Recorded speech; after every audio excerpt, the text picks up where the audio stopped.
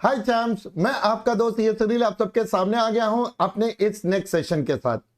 दोस्तों, लिवरेज में अब हमने आपके साथ बेसिक कॉन्सेप्ट्स कवर कर लिए थे। कैलकुलेट कैसे करते हैं, उसका यूज कैसे करते हैं, ये समझ में आ गया था अलग अलग लिवरेज का। और साथ साथ हमने कुछ क्वेश्चंस करे थे। फिर लास्ट क्लास में बच्चा हमने आपके साथ मिसिंग फिगर क्वेश्चंस के लिए काम करना शुरू करा था एंड हमने एक दो क्वेश्चंस आपके साथ करे थे जहां पर हमने आपके साथ मिसिंग फिगर्स की कैलकुलेशंस भी सीखी। Right sir? तो दोस्तों, अब टाइम है आगे बढ़ने का। तो अभी हम इस सेशन में सबसे पहले आपके साथ अपने मिसिंग फिगर क्वेश्चंस को ही कंटिन्यू करेंगे। जी हां, सबसे पहले हम और देखते हैं एग्जामिनर हमें कैसे कैसे परेशान कर सकता है हमारे मिसिंग फिगर के क्वेश्चंस में। राइट? तो क्या आप तैयार हैं? चलो, अब मैं उम्मीद कर रहा हूं लास्ट सेशन तक पूरा मामला सेट है, रिवाइज कर लिया, प्रैक्टिस कर लिया, होमवर्क कर लिया। Right sir? तो चलिए दोस्तों, लेट्स स्टार्ट द स्टोरी। हमने लास्ट टाइम बेटा आपके साथ क्वेश्चन नंबर 7 तक कंप्लीट कर लिया था। तो आज बारी है हमारे सबसे पहले क्वेश्चन नंबर 8 की। तो let us start with the missing figure questions. पहले पढ़ते हैं बेटा एग्जामिनर ने क्वेश्चन में क्या बोला है, फिर देखेंगे। Following information is available for the company. आपको बेटा पीवी रेशो बता दिया, ऑपरेटिंग लिवरेज बता दिया, फाइनेंशियल लिवरेज बता दिया। भाई जैसे ही हमारे पास लिवरेज दे दी जाती है तो हमें समझ में आ जाना चाहिए कि भाई अब लिवरेज आ चुकी है, इसका मतलब कोई ना कोई मिसिंग तो निकलेगा। देन आपके पास लोन बता दिया, पोस्ट टैक्स इंटरेस्ट रेट बता दिया। दोस्तों, ध्यान देने वाली बात है, यहां पर इंटरेस्ट रेट तो बताया बट पोस्ट टैक्स मतलब इसमें टैक्स का एडजस्टमेंट ऑलरेडी करा गया है। टैक्स का रेट आपको बता दिया है, मार्केट प्राइस बता दिया और पीई रेशो बता दिया। तो ये सब कुछ कुछ बेसिक चीजें हमें बता दी गई हैं। रिक्वायर्ड टू प्रिपेयर प्रॉफिट और loss statement and find out number of equity shares. तो बेटा दो चीजें बंद करनी है, एक तो अपनी इनकम स्टेटमेंट सबसे पहले बनानी है और दूसरा हमें अपने नंबर ऑफ इक्विटी शेयर्स की बात करनी है। तो चलिए, नंबर ऑफ इक्विटी शेयर्स हम बाद में देखेंगे, पहले हम किस पे फोकस करते हैं, अपनी इनकम स्टेटमेंट पे।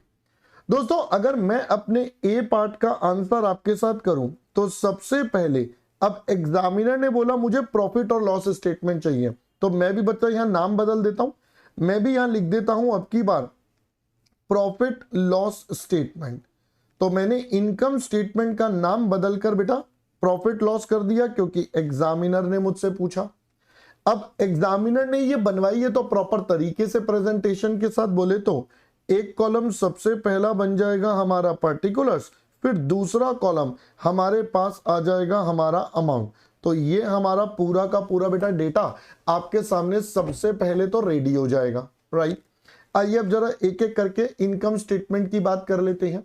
तो दोस्तों, हमें पता है इनकम स्टेटमेंट कैसे निकलती है सर, इट इज सेल्स, फिर इसमें से माइनस हो जाएगा VC, we will have our contribution, फिर कंट्रीब्यूशन में से माइनस होगा दोस्तों हमारा फिक्स्ड कॉस्ट, हमारे पास जनरेट होता है ईबीआईटी, लोन दिया हुआ है तो ऑब्वियस सी बात है बेटा इंटरेस्ट माइनस होगा, वी विल हैव ईबीटी, फिर आपका माइनस होता है टैक्स और हमारे पास ईएटी।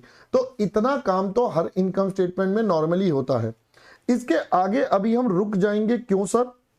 क्योंकि बेटा बाकी का डेटा अभी हमें क्लियर नहीं है कि प्रेफरेंस है नहीं है, क्या है क्या नहीं है, तो हम यहीं पर अभी रुक जाएंगे, यहां तक होल्ड करेंगे, और होगा तो आगे बना देंगे वरना यहीं पर रुक जाएंगे। अब देखते हैं एग्जामिनर ने हमें क्या क्या डेटा दिया है, उसके अकॉर्डिंगली हम अपना काम करना स्टार्ट करेंगे। अगर मैं क्वेश्चन में देखूं तो मुझे पीवी रेशो बता दिया 30%, यानी कि दोस्तों मेरे को सेल्स का 30% बता दिया, टैक्स का रेट भी 30% है, तो पहले तो हम टैक्स के आगे लिख देते हैं it is at the rate of 30%। Okay, फिर उसके बाद हमें लोन का अमाउंट बता दिया। अब लोन का अमाउंट बता दिया तो हम इससे इंटरेस्ट निकाल सकते हैं, बट दोस्तों यहां पर इंपॉर्टेंट इज हमें बोला था पोस्ट टैक्स इंटरेस्ट रेट है, तो हमें तो हमेशा प्री टैक्स चाहिए। क्यों?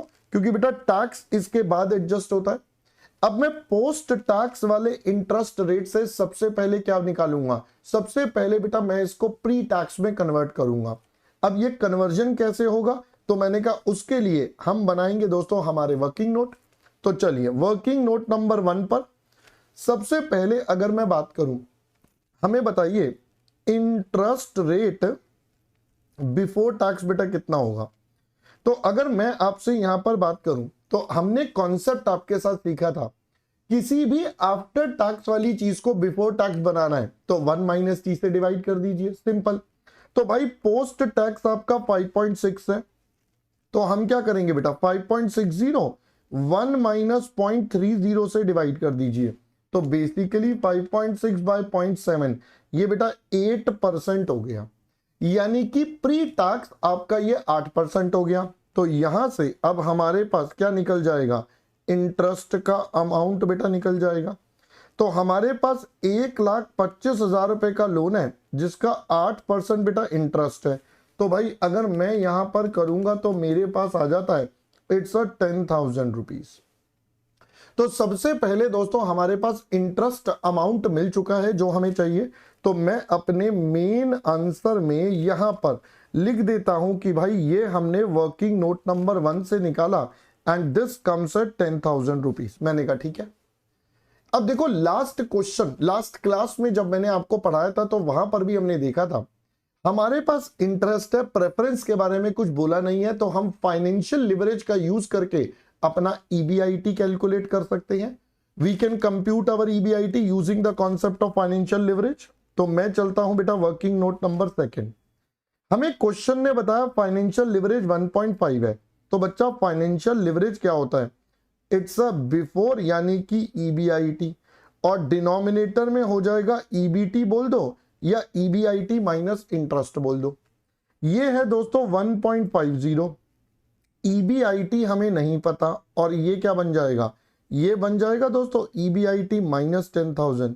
सो अगर मैं यहां से सॉल्व करूं so it is 1.5 times of EBIT minus में 15,000 इज इक्वल टू हमारा ईबीआईटी। तो दोस्तों यहां से अगर हम सॉर्ट आउट करेंगे तो 0.5 times of EBIT is equal to 15,000। ये बेटा एक जीरो फालतू आ गया यहां पर, वो मैं ठीक कर देता हूं, लीजिए। तो यहां से दोस्तों हमारा ईबीआईटी कितना हो जाएगा, इट्स अ 15,000 डिवाइडेड बाय 0.50। तो यहां से बच्चा हमारे पास निकल कर आता है 30,000, यहां से हमारे पास निकल कर आता है दोस्तों हमारा 30,000। तो अब ईबीआईटी निकल चुका है, तो इस ईबीआईटी को भी यहां पर पुट कर लेते हैं। ये हमने निकाला दोस्तों वर्किंग नोट नंबर 2 से। सो ये आ चुका है हमारे पास 30,000, तो ये बैलेंस बचेगा बेटा 20,000, 30% टैक्स लगाएंगे तो 6,000, अभी तक का बैलेंस बच गया 14,000। अब मुझे पता ही है बेटा प्रेफरेंस डिविडेंड नहीं है या प्रेफरेंस शेयर्स नहीं है, तो टेक्निकली यही मेरा क्या बन जाएगा, अर्निंग अवेलेबल फॉर इक्विटी। तो इतना मैटर तो हमारा सॉल्व हो गया, बाकी की इनकम स्टेटमेंट पर चलते हैं। अब दोस्तों मेरे को एग्जामिनर ने ऑपरेटिंग लिवरेज भी दे दी, तो मैं उसकी मदद से अब अपना क्या निकाल सकता हूं, कंट्रीब्यूशन, क्योंकि ईबीआईटी अब हमें पता है। तो अगर मैं वर्किंग नोट नंबर 3 की बात करूं तो हम क्या कहेंगे, ऑपरेटिंग लिवरेज ये होता है again before versus after, so it is contribution by EBIT. Operating leverage question ने बता दिया बेटा ट्वाइस, तो ये क्या बन जाएगा बेटा 2 is equal to, so this is contribution divided by, बेटा ईबीआईटी हमारे पास है 30,000, तो आपके पास कंट्रीब्यूशन बेटा कितना हो जाएगा, so this will gives us a value of 60,000 rupees. ये हमारे पास बेटा 60,000 रुपए की वैल्यू क्रिएट कर देगा। हमने कहा ठीक है, तो दोस्त ये 60,000 कंट्रीब्यूशन आ गया, तो लीजिए ये हमारे पास आ गया वर्किंग नोट नंबर 3 से। ये बेटा हमारे पास अमाउंट आ चुका है 60,000। तो अब वैसे तो मैं यहीं से अपनी बाकी कैलकुलेशंस भी कर सकता हूं। कैसे बेटा, मैं अपना फिक्स्ड कॉस्ट भी यहीं से निकाल लूं, I can compute my fixed cost as well, तो मैं यहीं से कर लेता हूं। तो यहीं पर हो जाएगा therefore fixed cost will be equal to contribution minus EBIT. So ये बन जाएगा बेटा 60,000 minus 30,000, so this would give us a value of 30,000। काम खत्म हो गया बेटा। आपने और करना है तो और कर लो, नहीं तो डायरेक्ट करना है तो बेटा डायरेक्ट कर लो, जैसे आपको अच्छा लगे। तो अब यहां पर ये वैल्यू भी आ गई हमारी 30,000। तो बेटा सेल्स कितना हो जाएगा, तो आई वुड से सेल्स हो जाएगा 60,000 इज रिप्रेजेंटिंग, ये बेटा पीवी रेशो आपकी 30% ऑफ द सेल्स के बराबर है। तो अगर मैं इसे 30% से डिवाइड कर दूंगा तो मेरे पास क्या निकल जाएगा बेटा, सेल्स का नंबर। तो 60,000 डिवाइडेड बाय 30% ये आपके पास आ गया दोस्तों 2 लाख, और ये ऑब्वियसली बच गया बेटा 1,40,000। अब आप इसे बैलेंसिंग फिगर बोल दो, तो ये आपके पास क्या आ गया, ये आपके पास पूरी की पूरी इनकम स्टेटमेंट या प्रॉफिट और लॉस तैयार हो गया। तो ए पार्ट ऑफ द क्वेश्चन तो हमारा यहां पर बच्चा डन हो गया। अब एग्जामिनर ने हमें बी पार्ट भी बोला था, बी पार्ट में कहा था आप ना नंबर ऑफ इक्विटी शेयर्स निकालो। अब दोस्तों एग्जामिनर ने हमें पीई रेशो बता दिया था, ये देखिए बेटा आपको पीई रेशो गिवन है 10। अब मैंने आपको लास्ट टाइम बताया था पीई रेशो मतलब प्राइस और अर्निंग का रेशो। प्राइस बोले तो हो गया मार्केट प्राइस, अर्निंग बोले तो बच्चा ईपीएस। अब ये हमें गिवन है 10, मार्केट प्राइस गिवन है बेटा 140, और हमारे पास ईपीएस नहीं पता, तो यहां से दोस्तों हमारे पास ईपीएस निकल कर आ जाएगा 14। यहां से दोस्तों हमारे पास ईपीएस आ गया 14। अब हमें पता है ईपीएस कैसे निकलता है, this is EAE divided by number of equity shares, this is how you compute your EPS. मैंने कहा राइट, तो ईपीएस बेटा हमारे पास है 14, EAE हमारे पास है 14,000, तो भाई यहां से हमारे नंबर ऑफ इक्विटी शेयर्स निकल जाएंगे, राइट सर। तो यहां से अगर मैं आपके साथ बात करूं तो बेटा नंबर ऑफ इक्विटी शेयर्स कितने हो जाएंगे, दिस इज 14,000 डिवाइडेड बाय 14, ये आ जाएगा बेटा हमारे पास कितना 10,000। तो आपने देखा कितना ही बढ़िया क्वेश्चन है, एकदम बढ़िया लेवल का क्वेश्चन, और ये आपके एग्जाम में आया था बेटा कब, नवंबर 2022 में। तो आप देख लीजिए कैसे कैसे क्वेश्चन हमारे पेपर में बेटा एग्जामिनर पूछता है।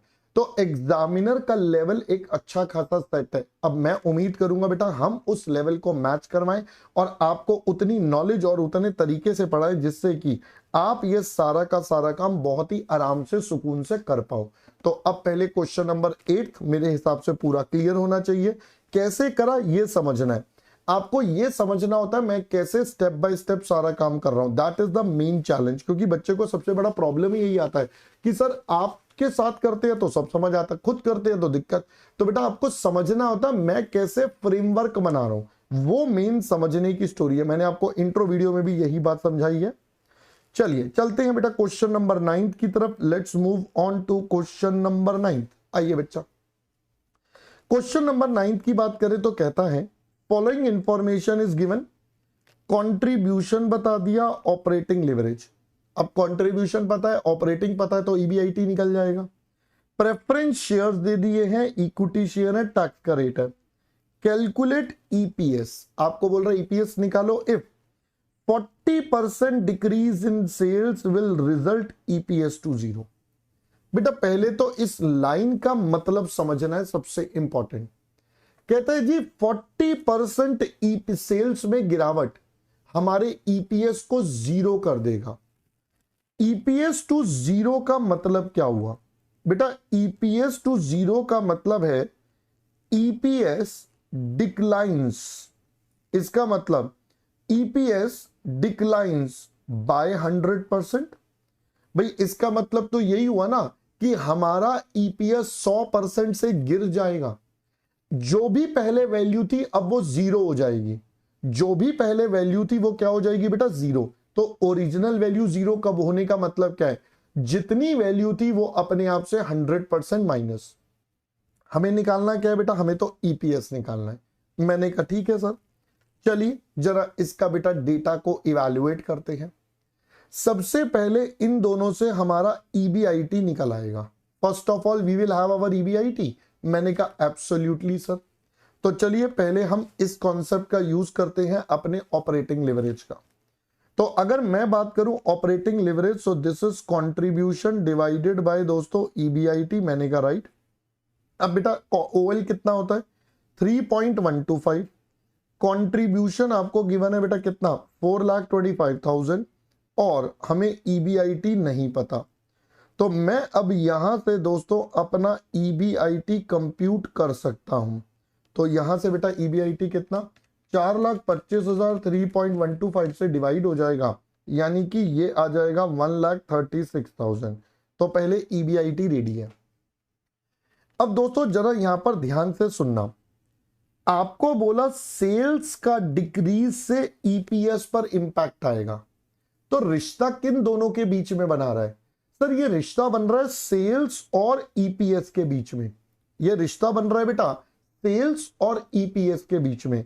तो भाई सेल्स और ईपीएस के बीच का रिश्ता तो डीसीएल बताता है, इन दोनों का रिश्ता डीसीएल बताता है। तो ये क्या बन जाएगा बेटा? ये बन जाएगा percentage change in EPS divided by, आपके पास हो जाएगा परसेंटेज चेंज इन सेल्स, यही तो होगा, राइट। अब आपको बोला ईपीएस 100% से डिक्लाइन होगा अगर, तो आपकी सेल्स 40% से डिक्लाइन होती है, तो सेल्स का 40% विल जनरेट 100% डिक्लाइन। इसका मतलब बेटा ये आपका 2.5 टाइम्स हो गया। आपके पास बेटा आपका कंबाइंड लिवरेज 2.5 टाइम्स हो गया। ऑपरेटिंग लिवरेज हमें पता है, तो हम यहां से फाइनेंशियल लिवरेज निकाल सकते हैं। We can find out our financial leverage. बेटा फाइनेंशियल लिवरेज क्या हो जाएगा, जल्दी से बताइए, what will be the financial leverage? तो अगर आप चाहो तो फाइनेंशियल लिवरेज से कर लो या आप कंबाइंड लिवरेज से कर लो, जैसे मर्जी कर लो बेटा, एक ही बात है। तो अगर मैं आपके साथ कंबाइंड लिवरेज की बात करूं तो कंबाइंड लिवरेज हमारे पास एक और होता है ना, बिफोर वर्सेस आफ्टर। आफ्टर में आफ्टर इंटरेस्ट तो हो गया ईबीटी, इसमें से माइनस होगा हमारा प्रेफरेंस डिविडेंड, ये होता है आफ्टर टैक्स, मुझे चाहिए बिफोर टैक्स, दैट्स ऑल। ये हमारे पास है 2.5। कंट्रीब्यूशन बेटा क्वेश्चन में गिवन था 4,25,000। सर ईबीटी हमें नहीं पता, प्रेफरेंस डिविडेंड हमें पता है, कितना आपको यहां पर बताया था बेटा 1,000 शेयर है, 100 रुपए का एक है जिसपे 15% देना है। तो भाई सिंपल है, 1,000 शेयर है, 100 रुपए का एक है, 15% का डिविडेंड है, डिवाइडेड बाय 1 माइनस आपके पास जो टैक्स का रेट है वो कितना है? टैक्स का रेट है बेटा 50%, तो 1 माइनस 0.50 ये वैल्यू बनती है बेटा। अब हम इसको सिंप्लीफाई कर लेते हैं, so this becomes 2.50 is equal to 4, या इसको ऐसे लिख लेते हैं बेटा सीधा सीधा, ये डिनोमिनेटर इधर आ जाएगा, so this would become EBT minus ये बेटा सारा कैलकुलेट करके बचेगा 30,000 is equal to 4,25,000 divided by 2.5। तो यहां से ईबीटी बेटा कितना बचेगा? 425 2.5, ये आता है बेटा 1,70,000 प्लस यहां से आ गया 30,000, तो आपके पास ईबीटी की वैल्यू आ गई दोस्तों 2 लाख रुपीस। तो सबसे पहले अब हमारा ईबीआईटी हमें पता चल चुका है, ईबीटी हमें पता चल चुका है। देखो दोस्तों मेरा ऑब्जेक्टिव बड़ा क्लियर था क्वेश्चन का कि मुझे तो ईपीएस निकालना है। आपको एग्जामिनर ने ये तो बोला नहीं कि भाई इनकम स्टेटमेंट बनाओ, तो मुझे ज्यादा दिमाग ही नहीं लगाना बेटा इनकम स्टेटमेंट पे, इनकम स्टेटमेंट कैसे बन रही है, क्या हो रहा है। मेरा होल एंड सोल ऑब्जेक्टिव है बेटा ईपीएस निकालना। तो आइए ईपीएस निकाल दे। मैंने कहा देखिए आइए ईपीएस बताता हूं कैसे। तो अगर मैं ईपीएस की बात करूं, हमारे पास है ईबीटी, फिर इसमें से टैक्स माइनस कर देते हैं, ये बेटा टैक्स माइनस हो गया, इसमें से आपका प्रेफरेंस डिविडेंड चला गया, क्या बच गया आपके पास? बेटा आपके पास बच गया ईएई। अब आप इसे अपने नंबर ऑफ इक्विटी शेयर से डिवाइड कर दीजिए, काम खत्म दोस्तों, यही तो ईपीएस होता है। तो मैंने अब क्या करा, जो ईपीएस की पूरी स्टेटमेंट है मैंने उसको एक शॉर्ट इक्वेशन में कन्वर्ट कर दिया। मैंने कहा भाई ईबीटी मैं निकाल चुका हूं, तो ईबीटी में से टैक्स अगर माइनस करना है तो बिफोर टैक्स को आफ्टर टैक्स करना है, 1 माइनस टी से मल्टीप्लाई करा, ये ईएटी आ गया। ईएटी में से प्रेफरेंस डिविडेंड गया, तो बेटा ये बन गया ईएई और उसको नंबर ऑफ इक्विटी शेयर से डिवाइड कर दिया। अब ये आपके पास है 2 लाख, टैक्स का रेट है 50%, काम खत्म। फिर इसमें से माइनस 1,000 शेयर है, 100 रुपए का एक है, 15% का डिविडेंड है, काम खत्म, divided by number of equity shares. तो नंबर ऑफ इक्विटी शेयर्स आपको बता ही रखे 2500। लो जी दैट्स आवर आंसर। तो अगर हम करेंगे ये आता है 15,000, तो दिस इज 85,000 डिवाइडेड बाय 2500, काम खत्म बेटा। This gives us our answer, so this is ₹34। ये आपके पास बेटा कितना आ गया? ये आपके पास 34 रुपीज आपका आंसर आ गया। That's all, matter close, solve. तो अब आपको पहले ये वाला क्वेश्चन भी पूरा का पूरा बेटा क्लियर होना चाहिए कि हमने किस प्रकार से आपके साथ सॉल्व करा है। एक और अच्छा क्वेश्चन आपके लिए आप देख लीजिए, again missing figure type question है, थोड़ा सा दिमाग लगाना था। मेन ये वाली लाइन का इंटरप्रिटेशन अगर आपके पास होता है तो आपके लिए ज्यादा आसानी हो जाती है। तो ये वाली इंटरप्रिटेशन थी और इससे मिसिंग फिगर निकाल के ईपीएस था। ये आपका आया था कब? मई 2023 के एग्जाम में। ठीक है जी। चलिए अब एक बहुत ही बेहतरीन क्वेश्चन एक और करते हैं दिसंबर 21 के एग्जाम का, लास्ट क्वेश्चन बेटा मिसिंग फिगर का। ये एक बहुत ही बेहतरीन एक और क्वेश्चन है, लास्ट क्वेश्चन हमारा मिसिंग फिगर का, फिर हमारा मिसिंग फिगर का कॉन्सेप्ट आपके साथ यहां पर बेटा कंप्लीट हो जाएगा। फिर इसके बाद हम इसके एनालिसिस वाले पार्ट पर बढ़ेंगे पहले। ठीक है, चलिए देखते हैं बेटा क्वेश्चन नंबर 10 हमसे क्या क्या बोलता है। Information of A limited is given below. आपको सबसे पहले बताया अर्निंग आफ्टर टैक्स जो है वो 5% ऑन सेल्स होगा। तो अर्निंग आफ्टर टैक्स और आपका सेल्स का रिश्ता बता दिया, दोनों का बेटा रिलेशन बता दिया, टैक्स का रेट बता दिया, ऑपरेटिंग लिवरेज आपको बता दिया, 10% डिबेंचर है 3 लाख के, वेरिएबल कॉस्ट आपको बता दी। तो बेसिकली इंटरेस्ट आप निकाल सकते हो, वेरिएबल कॉस्ट आपके पास है, ईएटी का रिश्ता वगैरह बता दिया। Required from the given data complete the following statement. आपको बेटा ये पूरी स्टेटमेंट कंप्लीट करनी है ईएटी तक की। तो स्टेप नंबर 1 पे ही पहले रुक जाते हैं हम, तो यहीं तक का पहले क्वेश्चन देख लेते हैं, क्योंकि सबसे पहले तो यही काम है। इनकम स्टेटमेंट जब तक नहीं बनेगी आगे का क्वेश्चन वैसे भी सॉल्व नहीं हो पाएगा। तो अब एग्जामिनर ने मांगा है कि आप इनकम स्टेटमेंट बनाइए, तो भाई अब तो पहले मुझे इनकम स्टेटमेंट ही बनानी पड़ेगी।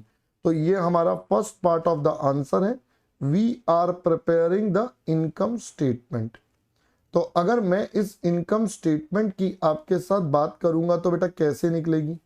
तो एक कॉलम सबसे पहले हमारे पास आ जाएगा हमारा पर्टिकुलर्स, मैंने कहा ऑल राइट। फिर हमारे पास आ जाएगा दोस्तों हमारा अमाउंट, मैंने कहा ऑल राइट। लीजिए ये 2 कॉलम आपके पास रेडी हो जाएंगे। अब पहले तो मैं क्वेश्चन से कॉपी पेस्ट मार लेता हूं, सेल वीसी कंट्रीब्यूशन ईएटी तक आपको करना है। तो हमारे पास आ गया बेटा सेल्स माइनस वीसी, फिर हमारे पास है दोस्तों हमारा कंट्रीब्यूशन, फिर माइनस हो जाएगा फिक्स्ड कॉस्ट, हमारे पास आ जाएगा ईबीआईटी, माइनस हो जाएगा इंटरेस्ट, फिर आ जाएगा ईबीटी, माइनस हो जाएगा टैक्स, और हमारे पास आएगा ईएटी। मैंने कहा डन। तो लीजिए दोस्तों ये हमारे पास पूरा का पूरा डेटा आपके सामने आ गया। लीजिए अब जो जो डेटा अवेलेबल है पहले उसको पुट कर लेते हैं। हमें एक तो सबसे पहले वेरिएबल कॉस्ट बता दी है 6 लाख रुपए, तो मैं यहां पर लिख देता हूं वेरिएबल कॉस्ट तो सर 6 लाख।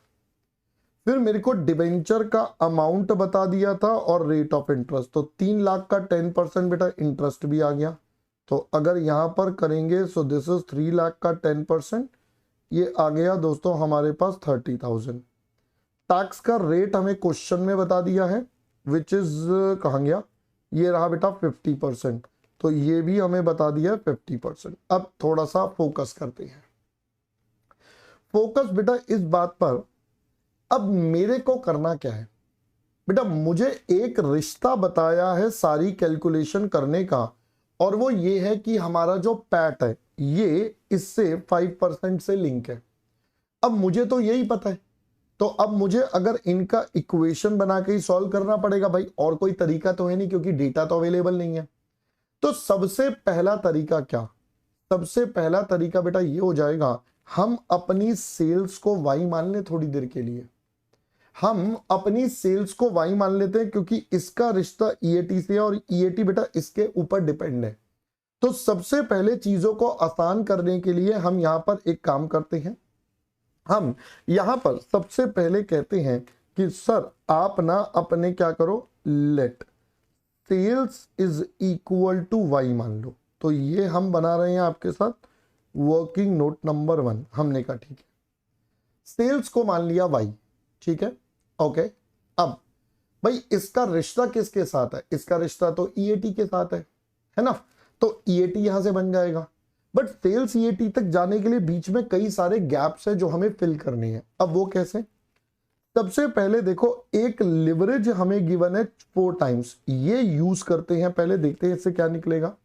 तो आपके पास ऑपरेटिंग लिवरेज है 4 टाइम्स DOL, तो आपके पास आ गया बेटा DOL।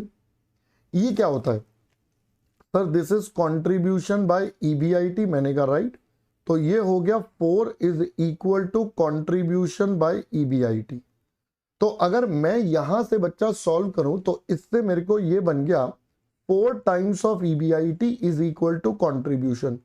मैंने कहा यार ये तो कुछ सॉल्व ही नहीं हुआ, ये तो कुछ अभी सॉल्व ही नहीं हुआ। मैंने कहा ठीक है यार, ये बात भी समझ में आती है। तो अभी फिलहाल मैं इसको यहीं पर छोड़ दूंगा, क्योंकि मुझे इसके आगे क्या करना है कुछ समझ ही नहीं आ रहा। भाई मेरे को जहां पे अटक गया मैं अभी छोड़ देता हूं। अब मैं चलता हूं अपने मेन वर्किंग नोट नंबर 2 पर, जहां पर हमें यह बताया था कि हमारा earning after tax is equal to 5% of sales है। तो इसका मतलब ये हो जाएगा 5% ऑफ Y, इसका मतलब 0.05Y। मैंने कहा राइट। अब आप मुझे बताएंगे बेटा अर्निंग आफ्टर टैक्स निकलेगा कैसे? तो सर अर्निंग आफ्टर टैक्स निकलेगा, आपके पास EBIT है, EBIT में से आप इंटरेस्ट माइनस कर दीजिए, फिर आप उस पर टैक्स लगा दीजिए। मैंने कहा राइट। अब दोस्तों मेरे को क्या करना है, अगर मैं ध्यान से सोचूं तो ये तो हो गया 0.05Y। इंटरेस्ट का अमाउंट पता है, टैक्स का रेट पता है, बट मुझे EBIT तो नहीं पता ना। सर रुको रुको रुको, अभी आपने कुछ करा था। मैंने कहा हाँ ये देखो यहां से EBIT पता है। मैंने कहा राइट। अब आपको समझ में आएगा, यहां से EBIT हो गया 1/4 ऑफ कंट्रीब्यूशन। मैंने कहा बट देखो दोस्तों ये आंसर तो Y में है, तो मुझे इसको भी किस में कन्वर्ट करना पड़ेगा? Y में। अब ये Y में कैसे कन्वर्ट होगा? तो कहना ही से it is 1/4 into sales minus variable cost, और वेरिएबल कॉस्ट क्वेश्चन में गिवन है 6 लाख। तो अगर मैं यहां से निकालूं तो ये हो जाएगा 0.25Y माइनस का, बेटा 6 लाख से करेंगे तो ये आ जाएगा 1,50,000। तो 1/4 मैंने दोनों वैल्यूज के साथ मल्टीप्लाई कर दिया। 1/4 एक बार बेटा इसके साथ मल्टीप्लाई हुआ, एक बार इसके साथ, तो सेल्स बन गया Y और वो बन गया 0.25। ये जब इसके साथ होगा तो आपके पास आ गया 1.5 लाख। तो अब हमारा EBIT का रिलेशन भी तैयार है, इसको हम इक्वेशन नंबर 1 मार्क कर देंगे। अब ये EBIT की वैल्यू यहां पर डाल देते हैं, तो ये हो जाएगा 0.25Y माइनस का 1.5 लाख। फिर इंटरेस्ट हम ऑलरेडी निकाल चुके हैं बेटा 30,000 का, तो यहां पर हमारा इंटरेस्ट भी आ गया 30,000 का, और 1 माइनस 0.50 का टैक्स का रेट है वो भी आ गया। अब इसको हम सॉल्व करके Y निकाल सकते हैं, तो ये क्या बन जाएगा? तो 0.05Y, ये बचेगा 0.25Y, और माइनस का 1,80,000 इंटू 0.50, तो 0.05Y, ये बचेगा 0.125Y माइनस का 90,000। 50.5 से मल्टीप्लाई हो गया। Now we are left with, बेटा अब यहां पर करेंगे तो ये बन जाएगा 90,000 इधर आ गया, 0.125Y माइनस 0.05Y, तो 90,000 विल बी इक्वल टू, तो अगर मैं इसको सॉल्व करूं तो बेटा ये बनता है 0.075Y। तो Y की वैल्यू इज 90,000 डिवाइडेड बाय 0.075, तो भाई ये मेरे पास आ जाता है 12 लाख रुपए। ये हमारे पास आ गया बच्चा 12 लाख। तो अब यहां से हमें हमारा सेल्स का नंबर मिल चुका है, जो हमें मिला है वर्किंग नोट नंबर 2 से। तो अब मैं अपने मेन आंसर पे चलता हूं। वर्किंग नोट नंबर 2 का यहां पर रेफरेंस दिया, ये हमारे पास आ गया 12 लाख। तो ऑब्वियसली बेटा ये कितना बच गया? 6 लाख बच गया। अब मेरे पास अभी ना फिक्स्ड कॉस्ट है ना EBIT है, तो अब मैं क्या करता हूं यहां पर, अब हम अपनी वैल्यू पुट कर लेते हैं। Put value of Y in equation number 1, तो यहां से हमारे पास EBIT आ जाएगा 0.25 ऑफ 12 लाख, और साथ में था बेटा माइनस का 1,50,000, माइनस का 1,50,000। तो 12 लाख का 0.25 और 1,50,000, तो बेटा ये नेट भी आता है 1,50,000। तो अब आप बता दीजिए फिक्स्ड कॉस्ट क्या हो जाएगा। So it will be contribution minus EBIT। Contribution निकाला 6 लाख का, ये है दोस्तों 1.5 लाख का, तो आपके पास फिक्स्ड कॉस्ट भी निकाल लिया 4.5 लाख का। अब EBIT रेडी है, फिक्स्ड कॉस्ट रेडी है, तो दोस्तों यहां पर हम वैल्यू डाल देते हैं। फिक्स्ड कॉस्ट आ गई 4.5 लाख की, EBIT वैसे भी 1.5 लाख का आ रहा है।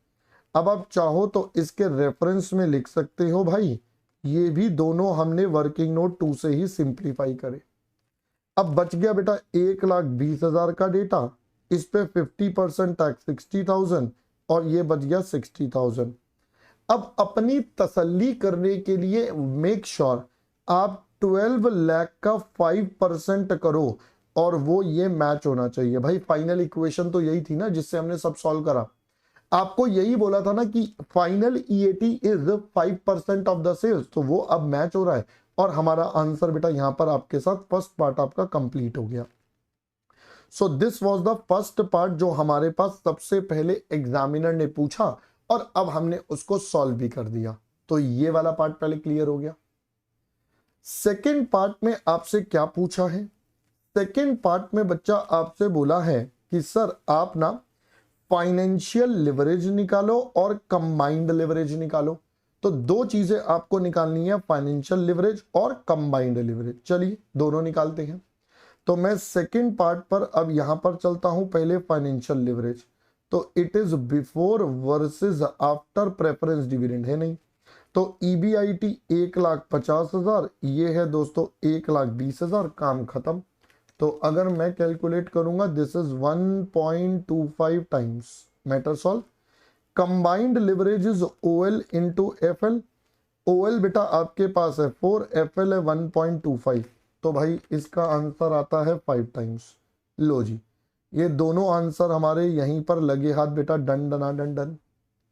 थर्ड पार्ट में आपको क्या बोला है? थर्ड पार्ट में calculate percentage change in EPS if sale increase by 5।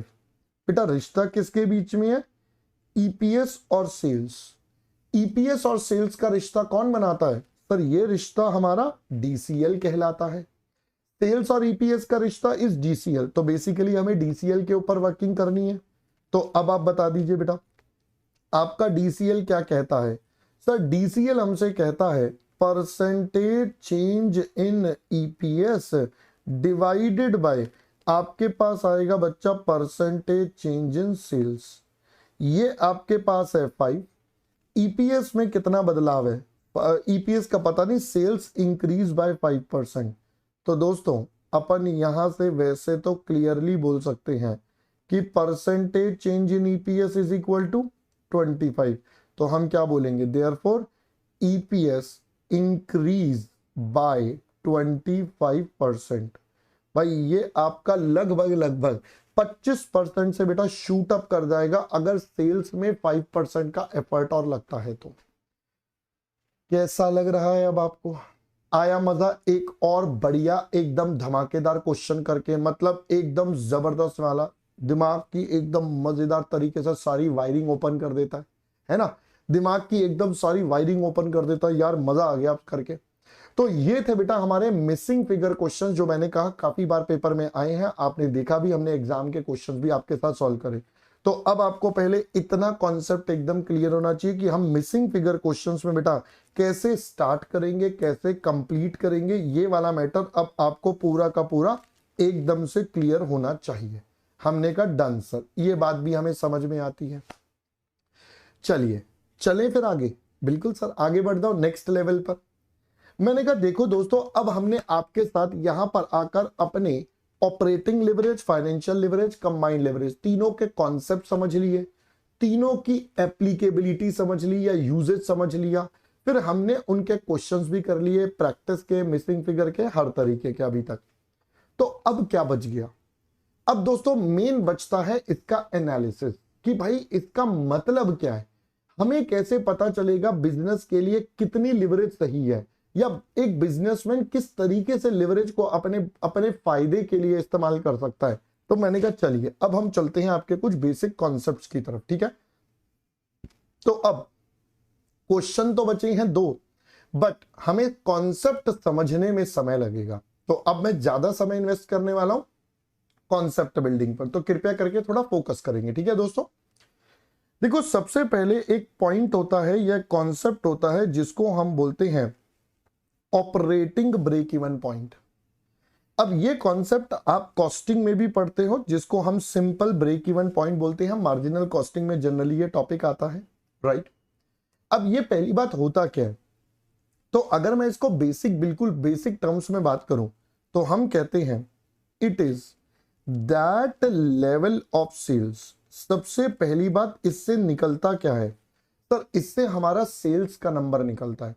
तो it is that level of sales at which, जहां पर there is neither any profit, ना तो दोस्तों हमारे पास किसी प्रकार का कोई प्रॉफिट होगा, neither any profit nor any loss, ना तो किसी प्रकार का प्रॉफिट और ना ही किसी प्रकार का लॉस। मैं अगर इसको दूसरे शब्दों में बोलूं तो बेटा यहां पर जो प्रॉफिट है उसका मतलब है ऑपरेटिंग प्रॉफिट। ऑपरेटिंग प्रॉफिट बोले तो ईबीआईटी। तो हम यहां पर अपने बेसिकली ईबीआईटी को जीरो करते हैं। तो सोचो बेटा, अगर ईबीआईटी जीरो होगा तो कब होगा सर? वो तब होगा जब कंट्रीब्यूशन और फिक्स्ड कॉस्ट बराबर हो जाए। जब आपका कंट्रीब्यूशन और फिक्स्ड कॉस्ट बराबर हो गए तो आपका ईबीआईटी ऑटोमेटिकली क्या हो जाएगा? जीरो। तो यही हम यहां पर लिखेंगे। इन अदर वर्ड्स, अगर हम इसी चीज को बेटा दूसरे शब्दों में बोलें तो हम क्या बोलेंगे? हम कहेंगे it is the level of sales. है तो बेटा अभी भी ये सेल्स का लेवल एट विच कंट्रीब्यूशन जो हम कमाते हैं, contribution is just able to recover its fixed cost. भाई हमारा कंट्रीब्यूशन बस हमारे बिजनेस की बेटा फिक्स्ड कॉस्ट को रिकवर कर पाएगा। हमने कहा ठीक है। अब अगर आपको थोड़ा सा याद हो तो बेटा मार्जिनल कॉस्टिंग में हम इसकी कैलकुलेशन कैसे करते थे? तो दोस्तों हम ये बोलेंगे, वहां पर हम सिर्फ ब्रेक इवन बोलते थे, बट अब हम इसको स्पेसिफिकली बोलते हैं ऑपरेटिंग ब्रेक इवन पॉइंट। तो अगर आपको यूनिट्स में निकालना है, आप कहोगे आपको रिकवर करनी है फिक्स्ड कॉस्ट, तो ये फिक्स्ड कॉस्ट बेटा रिकवर हो गई। अब ये रिकवर निकालने के लिए आपको सेल्स की यूनिट्स चाहिए, तो अल्टीमेटली आप इसे किससे डिवाइड कर दोगे? कंट्रीब्यूशन पर यूनिट से। तो आपके पास क्या निकल कर आ जाएगा? आपके पास बेटा यूनिट्स निकल कर आ जाएंगी। हमने कहा भाई हमारा फिक्स्ड कॉस्ट और कंट्रीब्यूशन बराबर, तो एक तरह से आप बोल दो कंट्रीब्यूशन है ये। तो कंट्रीब्यूशन को कंट्रीब्यूशन पर यूनिट से डिवाइड करोगे तो क्या निकल जाएगा बेटा? कितनी यूनिट्स बेचनी पड़ेगी, नंबर ऑफ यूनिट्स आ गई। सेम चीज अगर मुझे रुपीज में चाहिए तो मैं क्या करूंगा? तो भाई मेरे पास दो तरीके। पहला तरीका, तो मैंने कहा भाई मुझे अब चाहिए रुपीज में, तो एक तरीका तो यह है कि आप अपनी फिक्स्ड कॉस्ट ले लीजिए और आप उसको अपनी पीवी रेशो से डिवाइड कर दीजिए, तो आपके पास निकल आएगा। या फिर आप अपने ऑपरेटिंग ब्रेक इवन पॉइंट की यूनिट्स ले लीजिए और आप इसे किससे मल्टीप्लाई कर दीजिए? आप इसे दोस्तों सेलिंग प्राइस पर यूनिट से मल्टीप्लाई कर दीजिए, तो भी आपके पास क्या निकल कर आ जाएगा? आपका ऑपरेटिंग ब्रेक इवन पॉइंट। वैसे तो मैंने ये सारी बातें आपको कॉस्टिंग के अंदर आप सीखते हैं बेटा मार्जिनल कॉस्टिंग में। इनफैक्ट अगर आपने मुझसे पढ़ा है तो वहां पर तो मैंने आपको इसका डेरिवेशन करके भी बताया हुआ है कि ये कैसे कैसे निकलते हैं, इनका फंडा क्या होता है। बट अब यहाँ पर इतना ज्यादा कोई इसका रेलिवेंस नहीं है। इनफैक्ट इस पूरे टॉपिक का बहुत छोटा सा रेलिवेंस है, इसीलिए मैं उतना डेरिवेशन वाले पार्ट में नहीं जा रहा हूं। मेरे को बस आपको मेन टॉपिक याद करवाना है कि ये क्या है। तो बेसिकली अगर मैं देखूं, ब्रेक इवन पॉइंट और फिक्स्ड कॉस्ट आपस में बेटा डायरेक्टली रिलेटेड है। अगर हमारे बिजनेस का फिक्स्ड कॉस्ट ज्यादा होता है तो ब्रेक इवन भी बढ़ेगा, फिक्स्ड कॉस्ट अगर कम होगा तो ब्रेक इवन भी कम होगा। बस मुझे इतना सा कॉन्सेप्ट इसमें से चाहिए। This is the only concept we require. Further हमें एक इसका एनालिसिस चाहिए जो हम आपके साथ पढ़ते ही हैं बेटा। भाई ये ब्रेक इवन है, तो ब्रेक इवन का अब हम यहां पर कर लेते हैं बच्चा इंटरप्रिटेशन। अगर मैं इसका इंटरप्रिटेशन करूं तो बेटा कैसे? हम यहां पर कहते हैं भाई केस नंबर 1, भाई आपका इफ अगर तो आपकी एक्चुअल सेल्स ज्यादा हो जाए आपके ऑपरेटिंग ब्रेक इवन पॉइंट से, तो अगर आपकी सेल्स बेटा ज्यादा है ब्रेक इवन पॉइंट से, तो इसका मतलब क्या हुआ? इसका मतलब आप फिक्स्ड कॉस्ट से ज्यादा कमा रहे हो। आपकी फिक्स्ड कॉस्ट आपको मिल चुकी है, बट आपकी सेल्स और ज्यादा है फिक्स्ड कॉस्ट से। तो बेटा सेल्स ज्यादा है फिक्स्ड कॉस्ट से, इसका मतलब कंपनी बेटा इज इन प्रॉफिट। आपकी कंपनी अभी क्या है? प्रॉफिट में है। दूसरा केस, अगर एक्चुअल सेल्स बेटा कम हो गई ब्रेक इवन से, आपकी ब्रेक इवन से कम कमा रहे हो, कम कमाने का मतलब है अब आप अपनी फिक्स्ड कॉस्ट भी रिकवर नहीं कर पा रहे, you are not even able to meet your fixed cost. तो इसका मतलब आपकी ऑर्गेनाइजेशन बेटा लॉस में रहेगी। और फाइनली अगर मैं थर्ड केस की बात करूं तो हमारे पास क्या हो जाएगा? सर एक्चुअल सेल्स एग्जैक्टली बराबर हो गई ब्रेक इवन के। तो आपको बोला ही था बेटा, ये वही सेल्स है जहां पर आपका प्रॉफिट और लॉस क्या हो जाएगा? जीरो। तो ये आपके पास क्या निकल कर आ गया बेटा इस टॉपिक का? इंटरप्रिटेशन। मैंने कहा ठीक है सर। तो आपको पहले ऑपरेटिंग ब्रेक इवन पॉइंट का फंडा बेटा समझ में आ गया होगा कि आपका ऑपरेटिंग ब्रेक इवन पॉइंट किस तरीके से काम करता है। हमने कहा ठीक है सर। अब इसके बेस पर हम करते हैं एक छोटू सा एनालिसिस, और जो मेन जिसकी वजह से मैंने ये पूरा सिखाया। तो अब हम आपके साथ समझते हैं कि हमारा रिश्तेदारी क्या है। रिश्तेदारी बेटा किसमें? Between fixed cost and degree of operating leverage. तो भाई फिक्स्ड कॉस्ट और डीओएल की आपस का रिलेशन क्या है?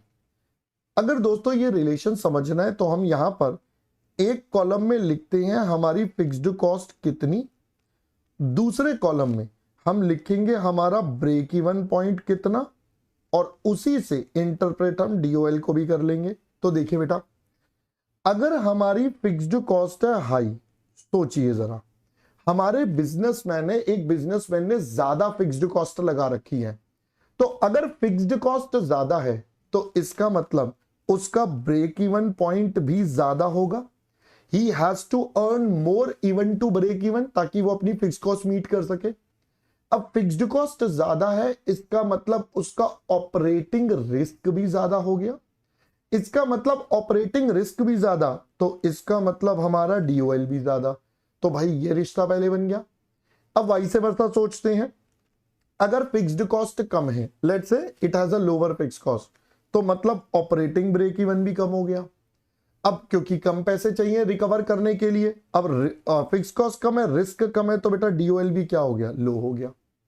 तो अगर हम टेक्निकली बात करें तो फिक्स्ड कॉस्ट और डीओएल, कैन आई से, ये दोनों बेटा डायरेक्टली रिलेटेड है। ये आपके एमसीक्यू के क्वेश्चन बन सकते हैं, इसलिए बेटा ये इंपॉर्टेंट रिश्ते हैं जो समझने हैं। तो यानी कि अपन यहां पर बोल सकते हैं बोथ आर डायरेक्टली रिलेटेड। ये दोनों के दोनों बच्चा आपस में क्या होंगे? डायरेक्ट रिलेशन में है। ये दोनों के दोनों आपस में कैसे रहेंगे बच्चा? डायरेक्ट रिलेशन में है कि सर इन दोनों का रिश्ता आपस में बिल्कुल डायरेक्ट है, कहीं कोई प्रॉब्लम नहीं है। हमने कहा ठीक है सर, ये बात भी समझ में आती है। मैं अगले पर बढ़ता हूं। अगला दोस्तों हमारे पास आता है जिसको हम बोलते हैं हमारा margin of safety. We have next topic as margin of safety पढ़ा था। प्यार से बेटा इसको एमओएस बोलते हैं, राइट। ये एमओएस क्या बताता था? बेसिकली ये बताता था कि हमारी सेल्स ब्रेक इवन से कितनी ज्यादा है, हमारी एक्चुअल सेल्स ब्रेक इवन से कितनी ज्यादा है। जितनी वो ज्यादा उतना सेफ्टी ज्यादा, जितनी वो कम उतना सेफ्टी कम। सेफ्टी इसलिए कि कल को अगर सेल्स में गिरावट आ गई तो भाई अगर सेल्स ब्रेक इवन से थोड़ी सी ज्यादा है तो थोड़ी सी गिरावट भी हमारी कंपनी को लॉसेस में डाल सकती है। तो इसलिए ये सेफ्टी का लेवल जानना काफी ज्यादा जरूरी होता है। तो हम यहां पर क्या बोलते हैं? हम यहां पर कहेंगे ये हो गया वैल्यू ऑफ सेल्स। पहली बात बेटा ये सेल्स का एक नंबर होगा, again which is over and above the break even sales. और ये सेल्स बेटा कैसी होगी? ये ब्रेक इवन सेल्स से ज्यादा जो नंबर है ये वो वाला है। हमने कहा ठीक है। अब जरा बताइए बेटा, याद करिए मार्जिन ऑफ सेफ्टी कैसे निकालते हैं। तो अगर परसेंटेज वाइज चलू तो it is margin of safety on the basis of sales जो आपका निकला। अब मार्जिन ऑफ सेफ्टी जैसा कि मैंने बोला it is sales over the break even sales, तो बच्चा ये हो गया sales minus break even sales और डिवाइडेड बाय बच्चा सेल्स, ये आपके पास आ गया। अब मैं अगर इसको यहां पर देखूं तो बेटा ये क्या बन जाएगा सर, मैं अब इसके अंदर अपने पीवी रेशो को आपके साथ मल्टीप्लाई कर देता हूं और डिवाइड भी कर दूंगा। तो मैं अब इसके साथ क्या करता हूं, आपका पीवी रेशो एक बार मल्टीप्लाई कर दिया और एक बार बच्चा पीवी रेशो आपका डिवाइड कर दिया। तो यानी कि ये अब इक्वेशन कुछ इस तरीके से बन जाएगी, sales into PV ratio minus break even sales into PV ratio, और ये हो जाएगा बच्चा डिवाइडेड बाय आपके पास ये बन जाएगा सेल्स इनटू पीवी रेशो। तो ये आपके पास सबसे पहले बेटा फंडा और मैटर रेडी हो गया। अब मैं अगर आपके साथ बात करूं तो सेल्स और पीवी रेशो को मल्टीप्लाई करके क्या बन जाएगा सर, ये बनता है हमारा contribution. Sir break even sales और पीवी रेशो को मल्टीप्लाई करके आता है फिक्स्ड कॉस्ट। सर कैसे, मैंने कहा ये देखो बेटा, आप ब्रेक इवन पॉइंट और पीवी रेशो को मल्टीप्लाई करोगे तो फिक्स्ड कॉस्ट आ जाएगा। ये पीवी रेशो अगर इधर जाके मल्टीप्लाई होगा you will have fixed cost. तो यहां से हमने बेटा इसको इंटरप्रेट करा, और सेल्स इनटू पीवी रेशो तो आपके पास होता ही कंट्रीब्यूशन है। तो अगर मैं बोलूं तो बेटा ये बन गया EBIT divided by contribution, right. तो दोस्तों अगर मैं इसको सही तरीके से लिखूं तो कैन आई से this would become 1 upon contribution divided bye EBIT। ये बन गया दोस्तों हमारे पास। तो ये हमारे पास क्या है, मार्जिन ऑफ सेफ्टी। तो यहां से मार्जिन ऑफ सेफ्टी बेटा किसके बराबर आ जाएगा, ये डिग्री ऑफ ऑपरेटिंग लिवरेज के बराबर आ गया। यानी कि यहां से हमें इंटरप्रिटेशन मिल गया कि हमारा margin of safety and degree of operating leverage बेटा दोनों इनवर्सली रिलेटेड है। ये एक और इंपॉर्टेंट इंटरप्रिटेशन आपके MCQ के लिए, और ये पेपर में भी यूज होता है। तो पेपर में आपको जब मैं होमवर्क दूंगा आज, तो उसमें ना एक मिसिंग फिगर क्वेश्चन आएगा। जैसे हमने क्लास में क्वेश्चन करे थे उसमें हमें सीधा ऑपरेटिंग लिवरेज गिवन था, पेपर में प्रैक्टिस क्वेश्चन में क्वेश्चन मिलेगा जिसमें मार्जिन ऑफ सेफ्टी गिवन होगा। तो मार्जिन ऑफ सेफ्टी से DOL कैसे बनाओगे, 1 अपॉन करके। तो 1 अपॉन करके बनाओगे तो ऑटोमेटिकली रिलेशन बन जाएगा। तो इन दोनों का बेटा इनवर्स रिलेशन है। ये प्रैक्टिकली भी पूछा जाता है और थ्योरेटिकली तो मैंने आपको बोला MCQ में आ सकता है। तो देयरफॉर हम यहां से कह सकते हैं MOS and DOL are inversely related. भाई ये दोनों आपके कैसे होंगे, इनवर्स रिश्ते में है। दोनों का रिश्ता एकदम क्या कहलाएगा बच्चा, इनवर्स में चल रहा है। तो अब अगर आपको यहां तक की बेटा सारी कथा कहानी समझ में आ गई, तो मैंने अभी तक आपको क्या पढ़ाया, ऑपरेटिंग ब्रेक इवन का कॉन्सेप्ट बताया, फिर फिक्स्ड कॉस्ट और ऑपरेटिंग लिवरेज बताया, फिर MOS बताया।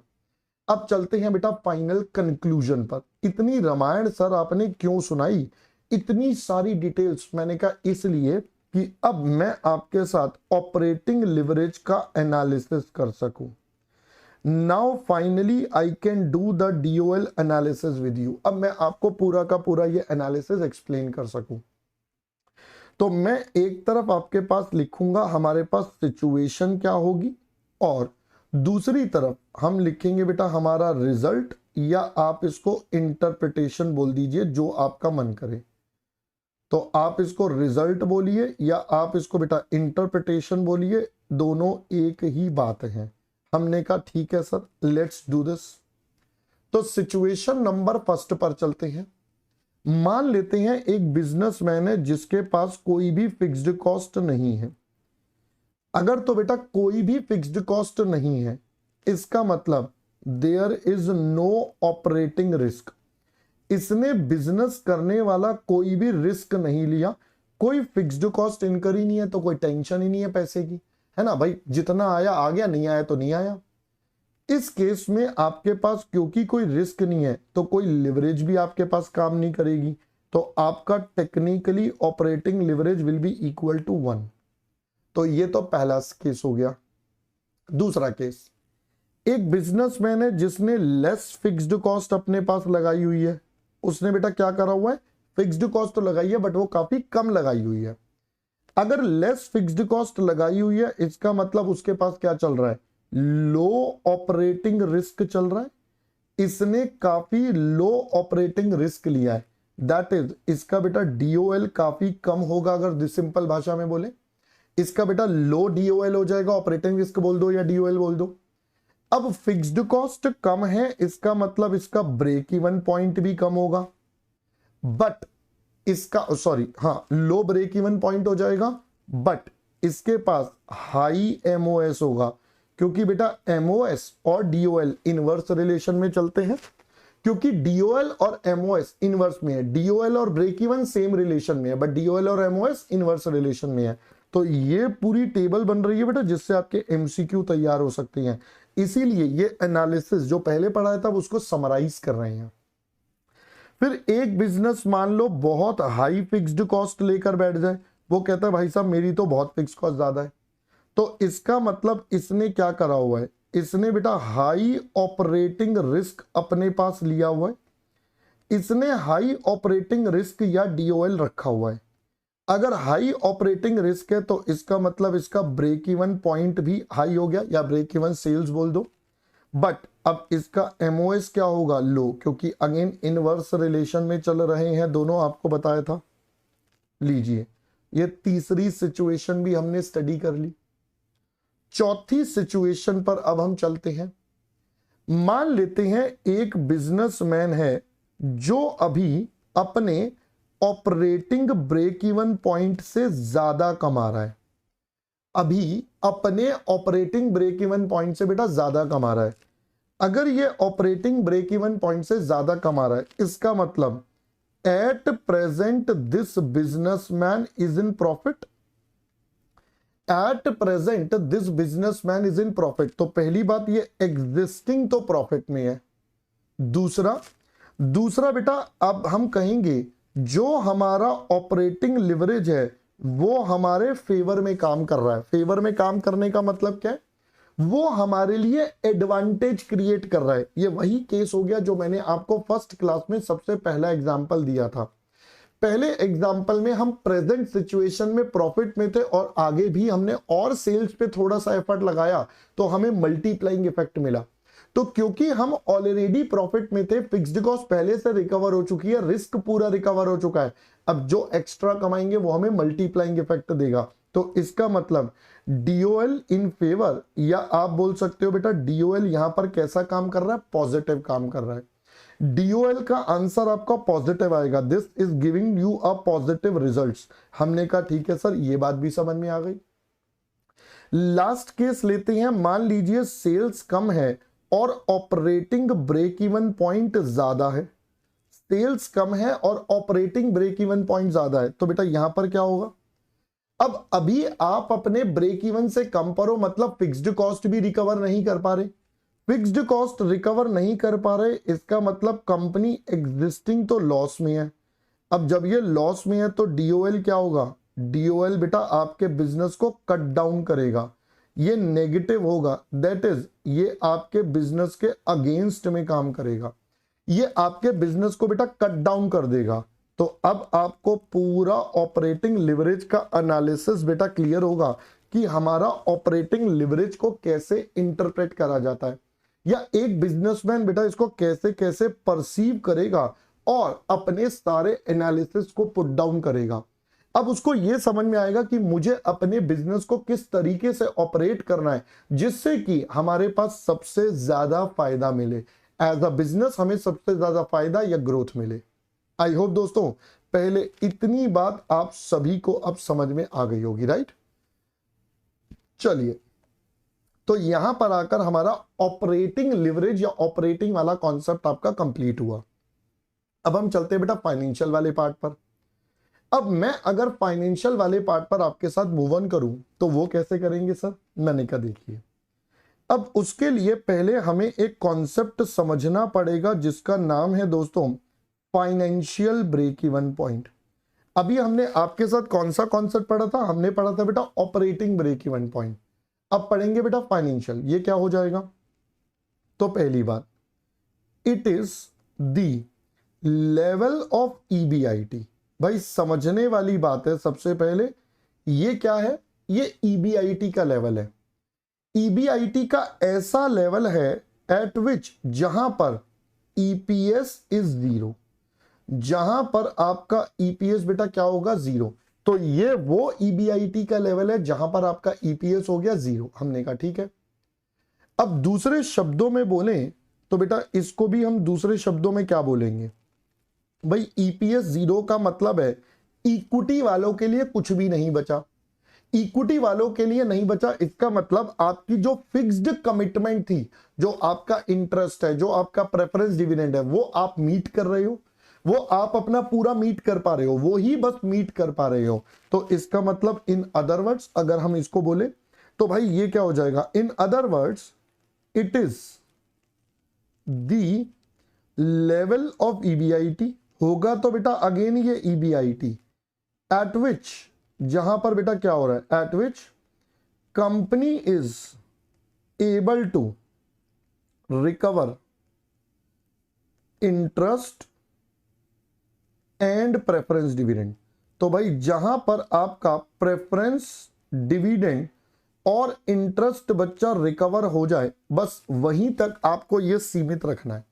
बस जहां पर ये दोनों चीजें रिकवर हो जाए वहीं पर काम खत्म। तो अब देखो कॉन्सेप्ट हमारा कैसे बना, ऐसा ईबीआईटी जहां ईपीएस 0, मैंने कहा राइट। तो देखो टेक्निकली मुझे करना क्या है, टेक्निकली मुझे अपने ईपीएस को 0 करना है, this is the main target. अब ईपीएस को 0 करना है तो पहले ईपीएस निकालना पड़ेगा। अब मेरे को रिश्ता किस में बनाना है, ईबीआईटी और ईपीएस में। तो बेटा मैं अपनी इनकम स्टेटमेंट शुरू कहां से करूंगा, मैं अपनी इनकम स्टेटमेंट शुरू भी ईबीआईटी से करूंगा कि चलो सर हम अपने ईबीआईटी से इनकम स्टेटमेंट बनाते हैं। अब मेरे को बेटा ईपीएस निकालना है, तो ईपीएस कैसे निकलेगा जरा ध्यान से देखिएगा। मैं सबसे पहले कहता हूं ईबीआईटी हमारे पास होगा, तो अब मैं क्या करने वाला हूं, जो हमारी इनकम स्टेटमेंट है मैं उसे एक इक्वेशन फॉर्म में कन्वर्ट कर दूंगा। तो पूरी की पूरी जो इनकम स्टेटमेंट है हम उसे एक इक्वेशन में डाल देंगे। तो आपके पास होगा ईबीआईटी, उसमें से सबसे पहले जाता है इंटरेस्ट। तो ईबीआईटी में से अगर इंटरेस्ट माइनस हुआ बच गया बेटा ईबीटी, फिर ईबीटी में से लगेगा टैक्स, 1 माइनस टी कर दिया, मतलब ये आफ्टर टैक्स वाली वैल्यू हो गई, तो ये ईएटी हो गया। तो EBIT minus interest 1 minus T, पहुंच गए हैं ईएटी तक। फिर ईएटी में से हमें पे करना पड़ता है दोस्तों प्रेफरेंस डिविडेंड, लीजिए प्रेफरेंस डिविडेंड पे हो गया। अब क्या बच गया बेटा, ये बच गया मेरे पास ईएई, टेक्निकली ये बच गया अर्निंग अवेलेबल फॉर इक्विटी। मैं इसको डिवाइड कर दूंगा हमारे किससे बेटा, नंबर ऑफ इक्विटी शेयर से। ये हमारे इक्विटी शेयर से डिवाइड हो गया, तो ये बन गया ईपीएस। तो अब आप देखिए मेरे पास जो पूरी की पूरी एक इक्वेशन थी, स्टेटमेंट थी, मैंने उसे एक इक्वेशन में कन्वर्ट कर दिया। अब मुझे इसे पुट करना है 0 के बराबर। तो आइए अब यहां से सॉल्व करेंगे और ईबीआईटी निकालेंगे। तो पहले तो ये डिनोमिनेटर उधर जाके बेटा बन जाएगा 0, तो मेरे पास बचेगा EBIT minus interest 1 minus T minus preference dividend is equal to 0। भाई मेरा डिनोमिनेटर उधर जाके बेटा सारा 0, हमने कहा ठीक है सर।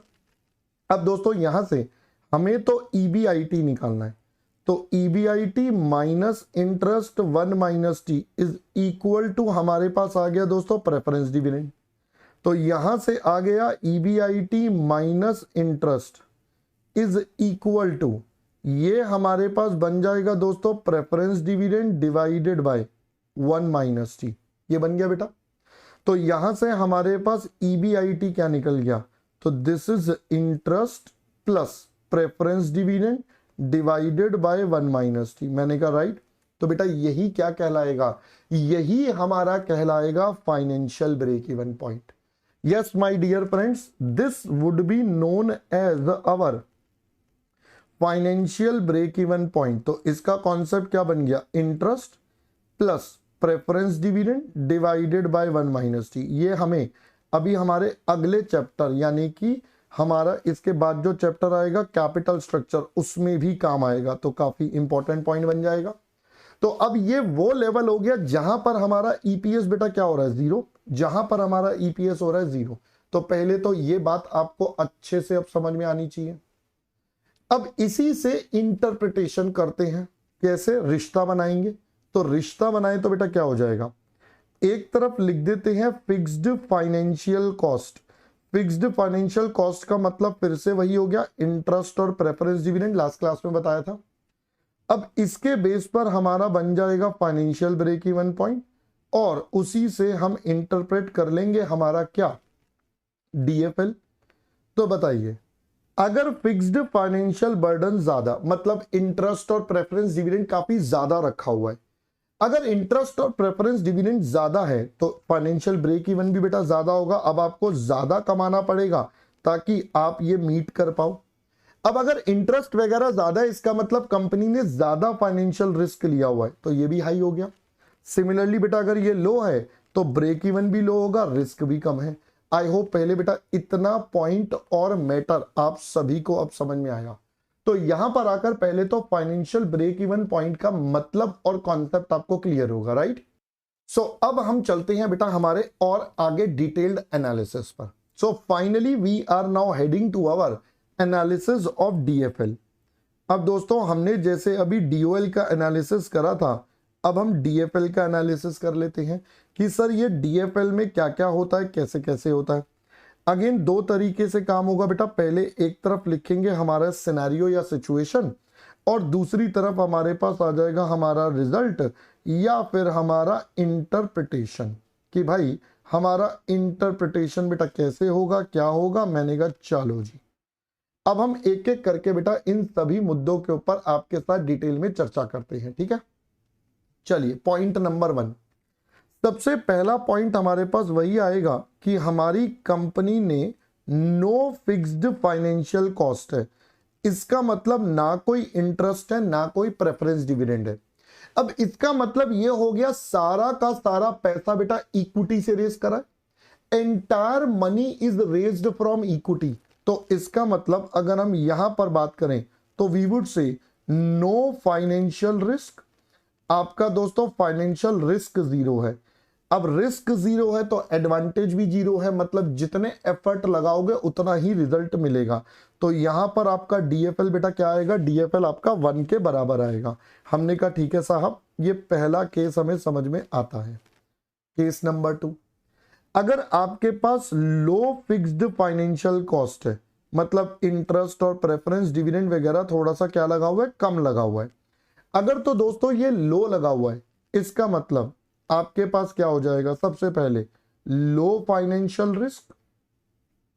लो फाइनेंशियल रिस्क का मतलब क्या हो गया भाई बताओ जी, दैट इज आपका बेटा डीएफएल लो है, और साथ साथ आपके पास लो फाइनेंशियल ब्रेक इवन पॉइंट। आपका दोस्तों ब्रेक इवन पॉइंट फाइनेंस वाला वो भी क्या हो जाएगा, वो भी थोड़े लोअर लेवल पर रहेगा। अभी हमने ये पढ़ा ही था कि ये सब आपस में डायरेक्टली रिलेटेड हैं। हमने कहा ठीक है सर। चलिए, अगर आपके पास, अरे भाई ये क्यों हिल रहा है, हाँ, अगर आपके पास बेटा हाई फिक्स्ड फाइनेंशियल कॉस्ट है, अब हमारी कंपनी में बेटा फाइनेंशियल कॉस्ट क्या हो गई, ज्यादा हो गई, तो बताइए ये क्या हो जाएगा, हाई डीएफएल आ गया, हाई फाइनेंशियल रिस्क आ गया। एक तो ये ज्यादा है और साथ साथ आपको ब्रेक इवन भी ज्यादा कमाना पड़ेगा, तो आपके पास क्या आ जाएगा, high financial break even point. ये दोनों के दोनों आइटम बेटा आपके पास क्या हो जाएंगे, ज्यादा। हमने कहा ठीक है सर, ये बात भी हमें समझ में आती है। अब नेक्स्ट सिनेरियो बेटा, हमारी कंपनी जो ईबीआईटी कमाती है वो फाइनेंशियल ब्रेक इवन पॉइंट से ज्यादा कमाती है, मतलब वो इंटरेस्ट और प्रेफरेंस डिविडेंड पे करने के बाद और पैसा भी बचा रही है। इंटरेस्ट और प्रेफरेंस डिविडेंड पे करने के बाद उसके पास और पैसा भी बच जाएगा। जो उसके फिक्स्ड बर्डन है वो तो पे हो ही रहे हैं, बट हम उससे ज्यादा कमा रहे हैं। तो इसका मतलब जो ज्यादा बचेगा वो किसके लिए बचेगा, इक्विटी के लिए। तो इसका मतलब आपका ईपीएस जो है वो पॉजिटिव आएगा। आपका जो ईपीएस है वो आपके लिए पॉजिटिवली काम कर रहा है, और साथ साथ आपका डीएफएल भी आपके लिए पॉजिटिव काम कर रहा है। मतलब वो आपको बेटा फायदा क्रिएट करके दे रहा है, दैट इज वो आपको क्या क्रिएट करके दे रहा है, आपको बेटा फायदा क्रिएट करके दे रहा है। वो आपके लिए घना ही फायदा क्रिएट करे दे रहा है ना, बहुत ही फायदा ही फायदा दे रहा है। भाई सब करते जाओ भाई, सब जबरदस्त तरीके से आगे बढ़ते जाओ। बट अगर तो सिनेरियो ये है कि ईबीआईटी कम है और फाइनेंशियल ब्रेक इवन पॉइंट ज्यादा है, तो मतलब आप इंटरेस्ट और पीडी वालों को दे नहीं पा रहे। अब उनको तो देना मैंडेटरी है, तो उनका पैसा कहां से आएगा? इक्विटी वालों की पॉकेट से जाएगा। तो मतलब इक्विटी का नेगेटिव हो गया, तो इनके लिए ईपीएस बेटा क्या बन जाएगा? नेगेटिव। एक तो ईपीएस नेगेटिव है, मतलब आप फिक्स्ड बर्डन भी नहीं पे कर पा रहे, तो जितने फिक्स्ड एलिमेंट है वो आपके बिजनेस को क्या कर रहे हैं? कट डाउन कर रहे हैं, आपके बिजनेस को कट डाउन कर रहे हैं। तो इसका मतलब हमारा जो डीएफएल है वो भी क्या रहेगा? वो भी नेगेटिव रहेगा। दैट इज अगेंस्ट में काम कर रहा है। तो अब आपको ये अगेंस्ट, फेवरेबल और ये सब समझ में आएगा, जो हमने फर्स्ट क्लास में समझा था कि भाई ये टू वे स्वॉर्ड है। एक तरफ तो ये प्रॉफिट कमा के दे रहा है, आपका बड़ा फायदा कर रहा है, दूसरी तरफ ये बेटा बिजनेस को कट डाउन भी करता है। तो इसको इस्तेमाल बहुत ध्यान से करना पड़ता है। जरा सी नजर हटी और दुर्घटना घटी, तो भैया ध्यान रख के काम करना पड़ता है, इसको ऐसे काम नहीं चलता। ठीक है जी, चलो ये वाला मैटर भी हमारा सॉल्व हो गया, एनालिसिस ऑफ डीएफएल का। ठीक है सर, आगे बढ़ना है? मैंने कहा चलो जी लेट्स मूव ऑन। तो अब हमने डीओएल का एनालिसिस कर लिया, डीएफएल का एनालिसिस कर लिया, अब फाइनली क्या बच गया? Combined leverage. अब बच गया दोस्तों कंबाइंड लिवरेज का एनालिसिस। तो आइए उसके एनालिसिस की शुरुआत करते हैं, पहले कुछ बेसिक पॉइंट्स के साथ। अब बेसिक पॉइंट्स में सबसे पहला कॉन्सेप्ट आपके पास आता है ओवरऑल ब्रेक इवन पॉइंट का।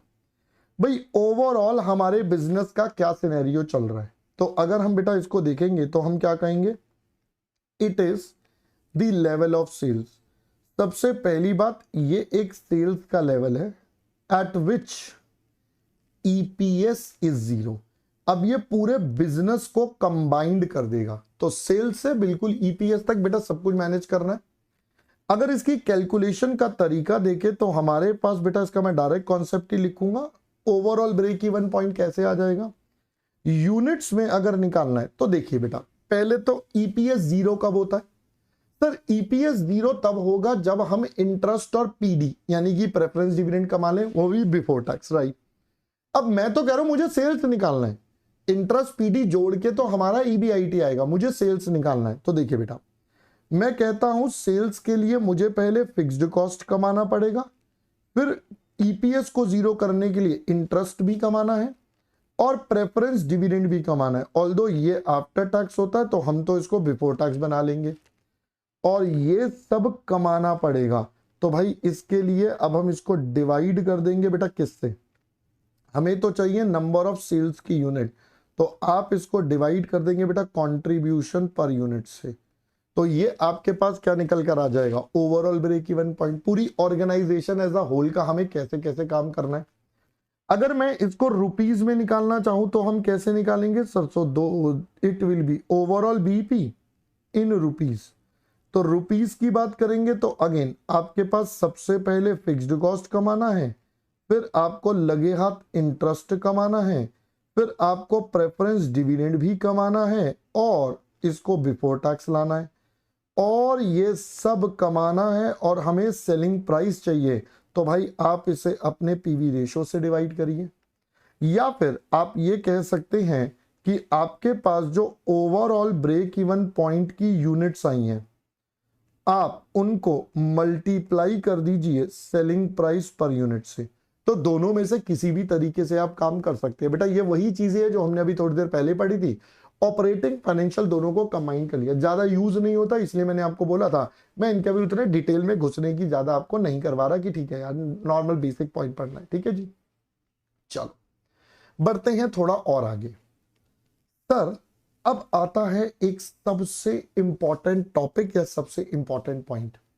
ये पॉइंट काफी ज्यादा इंपॉर्टेंट है, पेपर में प्रैक्टिकल थ्योरेटिकल दोनों तरीके से पूछा जा सकता है। ठीक है, न्यूमेरिकल तो हम करेंगे ही करेंगे, बट आपका ये बेटा एग्जाम में ना थ्योरेटिकली भी पूछा जाता है, इसके ऊपर एमसीक्यू भी आएगा, तो ध्यान से देखेंगे। ठीक है बच्चा, देखिए अब देखो एक कॉन्सेप्ट होता है, वो कॉन्सेप्ट कुछ इस प्रकार का है। तो पहले समझना बेटा कॉन्सेप्ट क्या है। मान लेते हैं बेटा ये है हमारा कोई भी एक बिजनेस है। अब जब हम एक बिजनेस की बात करते हैं तो बेटा बिजनेस में दो तरीकों से काम होता है। पहला, बिजनेस क्या करेगा? सबसे पहले तो बेटा बिजनेस अपना पैसा लेकर आएगा। तो यानी कि इस बिजनेस में हमें कैपिटल को लाना पड़ेगा, कैपिटल बिजनेस में लगाएंगे तभी तो काम होगा, राइट। मान लेते हैं ये कैपिटल बेटा हमने दो सोर्सेस से लिया, एक हमने दोस्तों इक्विटी से लिया और एक हमने दोस्तों मान लेते हैं डेट से लिया। अब डेट जब लेते हैं तो एक लोन है, लोन का इंटरेस्ट रेट होता है, तो मान लेते हैं ये हमने 9% इंटरेस्ट रेट पर मार्केट से उठा लिया कि 9% का हमारा इंटरेस्ट रेट है। मैंने कहा ठीक है।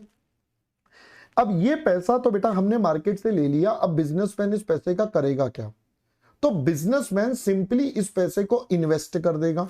तो बेटा वो इस पैसे को क्या करेगा? इन्वेस्ट करेगा अलग अलग प्रकार के एसेट्स में। हमने कहा ठीक है। अब ये इन्वेस्टमेंट से वो क्या कमाएगा? सर ये सारी इन्वेस्टमेंट करके वो रिटर्न कमाएगा। तो भाई हमने कहा इससे उसने क्या कमा लिया? जनरेट कर लिया रिटर्न ऑन इन्वेस्टमेंट। अब देखिए वर्ड मैंने क्या लिखा है, return on investment. Last time बताया था इन्वेस्टमेंट मतलब सारे पैसे पर, डेट इक्विटी सब पर। तो इसने बेटा मान लेते हैं 15% का रिटर्न जनरेट कर लिया। अब ये जो रिटर्न जनरेट करा ये दोनों तरीके के पैसे पर करा। मतलब इसने जो डेट का पैसा लगाया था, डेट अमाउंट ने जनरेट करा 15%, और साथ साथ दोस्तों हमारे जो इक्विटी का अमाउंट है उसने भी हमारे पास जनरेट कर दिए 15%। तो बेटा दोनों के दोनों ने 15% का रिटर्न जनरेट कर दिया। हमने कहा ठीक है। बट यहां पर आता है एक इंपॉर्टेंट कैच। बेटा हमने जो लोन लिया था डेट वाले लोगों से कितना बोल के लिया था? 9%, कि भाई साहब हम आपको 9% का रिटर्न देंगे। उन्होंने कहा था ठीक है साहब 9% का देना। तो भाई इनको 15 में से देना तो सिर्फ 9 ही है। इनको बेटा कितना रिटर्न देना है? इनको 9% का ही रिटर्न देना है। इक्विटी वाले तो मालिक हैं, वो तो अपना सारा का सारा रिटर्न लेकर जाएंगे भाई, इनको तो कोई दिक्कत ही नहीं है, इनको तो सारा का सारा 15% दे देंगे। अब मुद्दा ये आया डेट वाले पर हमने जो पे करना था वो था सिर्फ 9, पे करना था 9, कमा लिया बेटा 15%। अब बाकी का जो डिफरेंस है वो कौन लेकर जाएगा? तो बाकी का जो 6% का डिफरेंस बच गया बेटा वो कौन ले जाएगा? इक्विटी वाले ले जाएंगे। टेक्निकली इनका जो 6% वाला डिफरेंस है वो इक्विटी। सर ये इक्विटी वाले क्यों लेगा? बेटा अल्टीमेट मालिक तो इक्विटी वाले हैं। अल्टीमेट मालिक लोग तो यही है ना हमारे इक्विटी वाले। दीज आर द मालिक पीपल, दीज आर द मालिक। ये हैं हमारे मालिक कंपनी के, कि भैया जो कह रहे हैं मैं तो इसको इस मैं रिस्क ले रहा हूं। अब इन्होंने क्या लिया? एक रिस्क लिया है कि कल को अगर इंटरेस्ट पे नहीं होता, मान लो ये 15 की जगह होता 6%, मान लो एक एग्जांपल, तो अगर ये होता मान लो 7%, बेटा इनको कितना देना पड़ता? 9। तो जो 2% है वो यहां से आता, यहां से 7 जाता, 2% यहां से आता। तो इक्विटी वाले रिस्क ले रहे हैं ना, तो ये उस रिस्क का इन्हें क्या मिल गया? रिवॉर्ड। ये उस रिस्क का क्या मिल गया? रिवॉर्ड। अब एक कंपनी को लोन किस बेसिस पर मिलता है? तो एक कंपनी को जो लोन मिलता है वो उसके इक्विटी के बेस पर ही मिलता है। ये लोन बेटा किसके बेस पर? इक्विटी के बेस पर। कि भाई आपने जो लोन लिया है, आपने जो लोन लिया है वो कोई भी बैंक कब देगा? आपका अपना पैसा कितना लगा हुआ है, पता चले बैंक लोन दे दे, आप कहोगे मेरा तो थोड़ा पैसा, अच्छा दुआओं में याद रखना, मैं चलता हूं भैया, तुम अपने आप निपटा लो, है ना, तुम अपने आप देख लो भैया किससे क्या लेना देना, मैं तो जा रहा हूं, मेरा तो बिजनेस बंद हो गया। तो बेटा ऐसा नहीं होता, इसलिए इक्विटी का अपना पैसा लगा होता है, तभी ये बैंक आपको क्या देता है? लोन देता है। तो बेटा इसी टॉपिक का नाम हमने क्या रख दिया?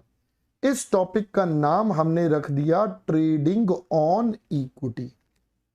हमने इस टॉपिक का नाम रख दिया ट्रेडिंग ऑन इक्विटी। अब सर ये कैसे नाम पड़ गया? मैंने कहा सुनो, आपने एज अ बिजनेस इक्विटी वाले पैसे के बेस पर ट्रेड करा, ट्रेड करके क्या लिया? ट्रेड करके आप लोन लेकर आ गए, इसके बेस पर आप ये सस्ता लोन लेकर आ गए, इसके बेस पर आप ये सस्ता लोन लेकर आ गए। तो ये जो सस्ता लोन लाया बेटा इक्विटी के बेस पर लाया, और इससे इक्विटी वालों को क्या मिल गया? फायदा। तो ये क्या बन गया concept? Trading on equity. Equity को ट्रेड करके आप एक और सोर्स आपने जनरेट करा, जिससे आप अपनी कंपनी का क्या कर रहे हो? फायदा करवा रहे हो। तो अब आपको पहले कॉन्सेप्ट का मतलब समझ में आया होगा, ट्रेडिंग ऑन इक्विटी का मतलब क्या है, what is meant by trading on equity. पहले तो बेटा ये मतलब समझ में आना चाहिए कि ट्रेडिंग ऑन इक्विटी का मतलब क्या हुआ। अब हम इसको बेटा प्रॉपर तरीके से एक बार आपके साथ लिख देते हैं। ये तो एग्जाम्पल के लिए मैंने समझाने के लिए आपको समझाया था कि किस तरीके से बेटा हमने मतलब बनाया। अब मैं यहां पर आपके साथ लिखता हूं, सबसे पहले it's the trading on equity का कॉन्सेप्ट। तो अगर मैं शॉर्ट में बेटा इसका मतलब बोलूं तो क्या हो जाएगा sir, advantage due to debt. और डेट बेटा क्या होता है आपका फिक्स्ड फाइनेंशियल कॉस्ट। यहां मैंने एग्जांपल सिर्फ डेट का लिया, यहां प्रेफरेंस शेयर्स भी आते हैं, सब कुछ आता है। जो भी हमारे बिजनेस में फिक्स्ड फाइनेंशियल कॉस्ट है उसकी वजह से जो मल्टीप्लाइंग इफेक्ट आएगा, एक्स्ट्रा रिटर्न जो आपने कमाया उनको कम दिया, वो क्या बन गया आपके लिए ट्रेडिंग ऑन इक्विटी का काम करेगा। तो पहली बात, ये होता क्यों है, तो it is due to fixed financial cost. भाई ये आपके पास फिक्स्ड फाइनेंशियल कॉस्ट की वजह से जनरेट होता है। हमने कहा ठीक है साहब। अब मैं यहां पर आपके साथ सबसे पहले लेता हूं केस नंबर 1। केस नंबर 1 क्या हो जाएगा, मान लीजिए आपका रिटर्न ऑन इन्वेस्टमेंट जो है वो ज्यादा है और आपका दोस्तों इंटरेस्ट रेट कम है। तो ये वही केस हो गया जो अभी हमने आपके साथ पढ़ा, ROI ज्यादा है और इंटरेस्ट रेट आपका क्या है, कम है। तो बताइए बेटा इस केस को इंटरप्रेट कैसे करेंगे। तो हम यहां पर क्या कहेंगे, हम यहां पर कहेंगे ट्रेडिंग ऑन इक्विटी जो आपके पास है इज वर्किंग इन फेवर। भाई ये इक्विटी वालों के फेवर में काम कर रहा है, ये इक्विटी वालों को फायदा देने के लिए काम कर रहा है। साथ साथ ये बेटा फेवर में है, इसका मतलब आपका फाइनेंशियल लिवरेज आपको फायदा दे रहा है। ये बेटा एक तरह से देखो तो फाइनेंशियल लिवरेज को इंडिकेट कर रहा है, तो ये आपके फाइनेंशियल लिवरेज के लिए फायदा जनरेट कर रहा है। हमने कहा ठीक है सर, ये बात समझ में आती है। केस नंबर 2 की बात करते हैं।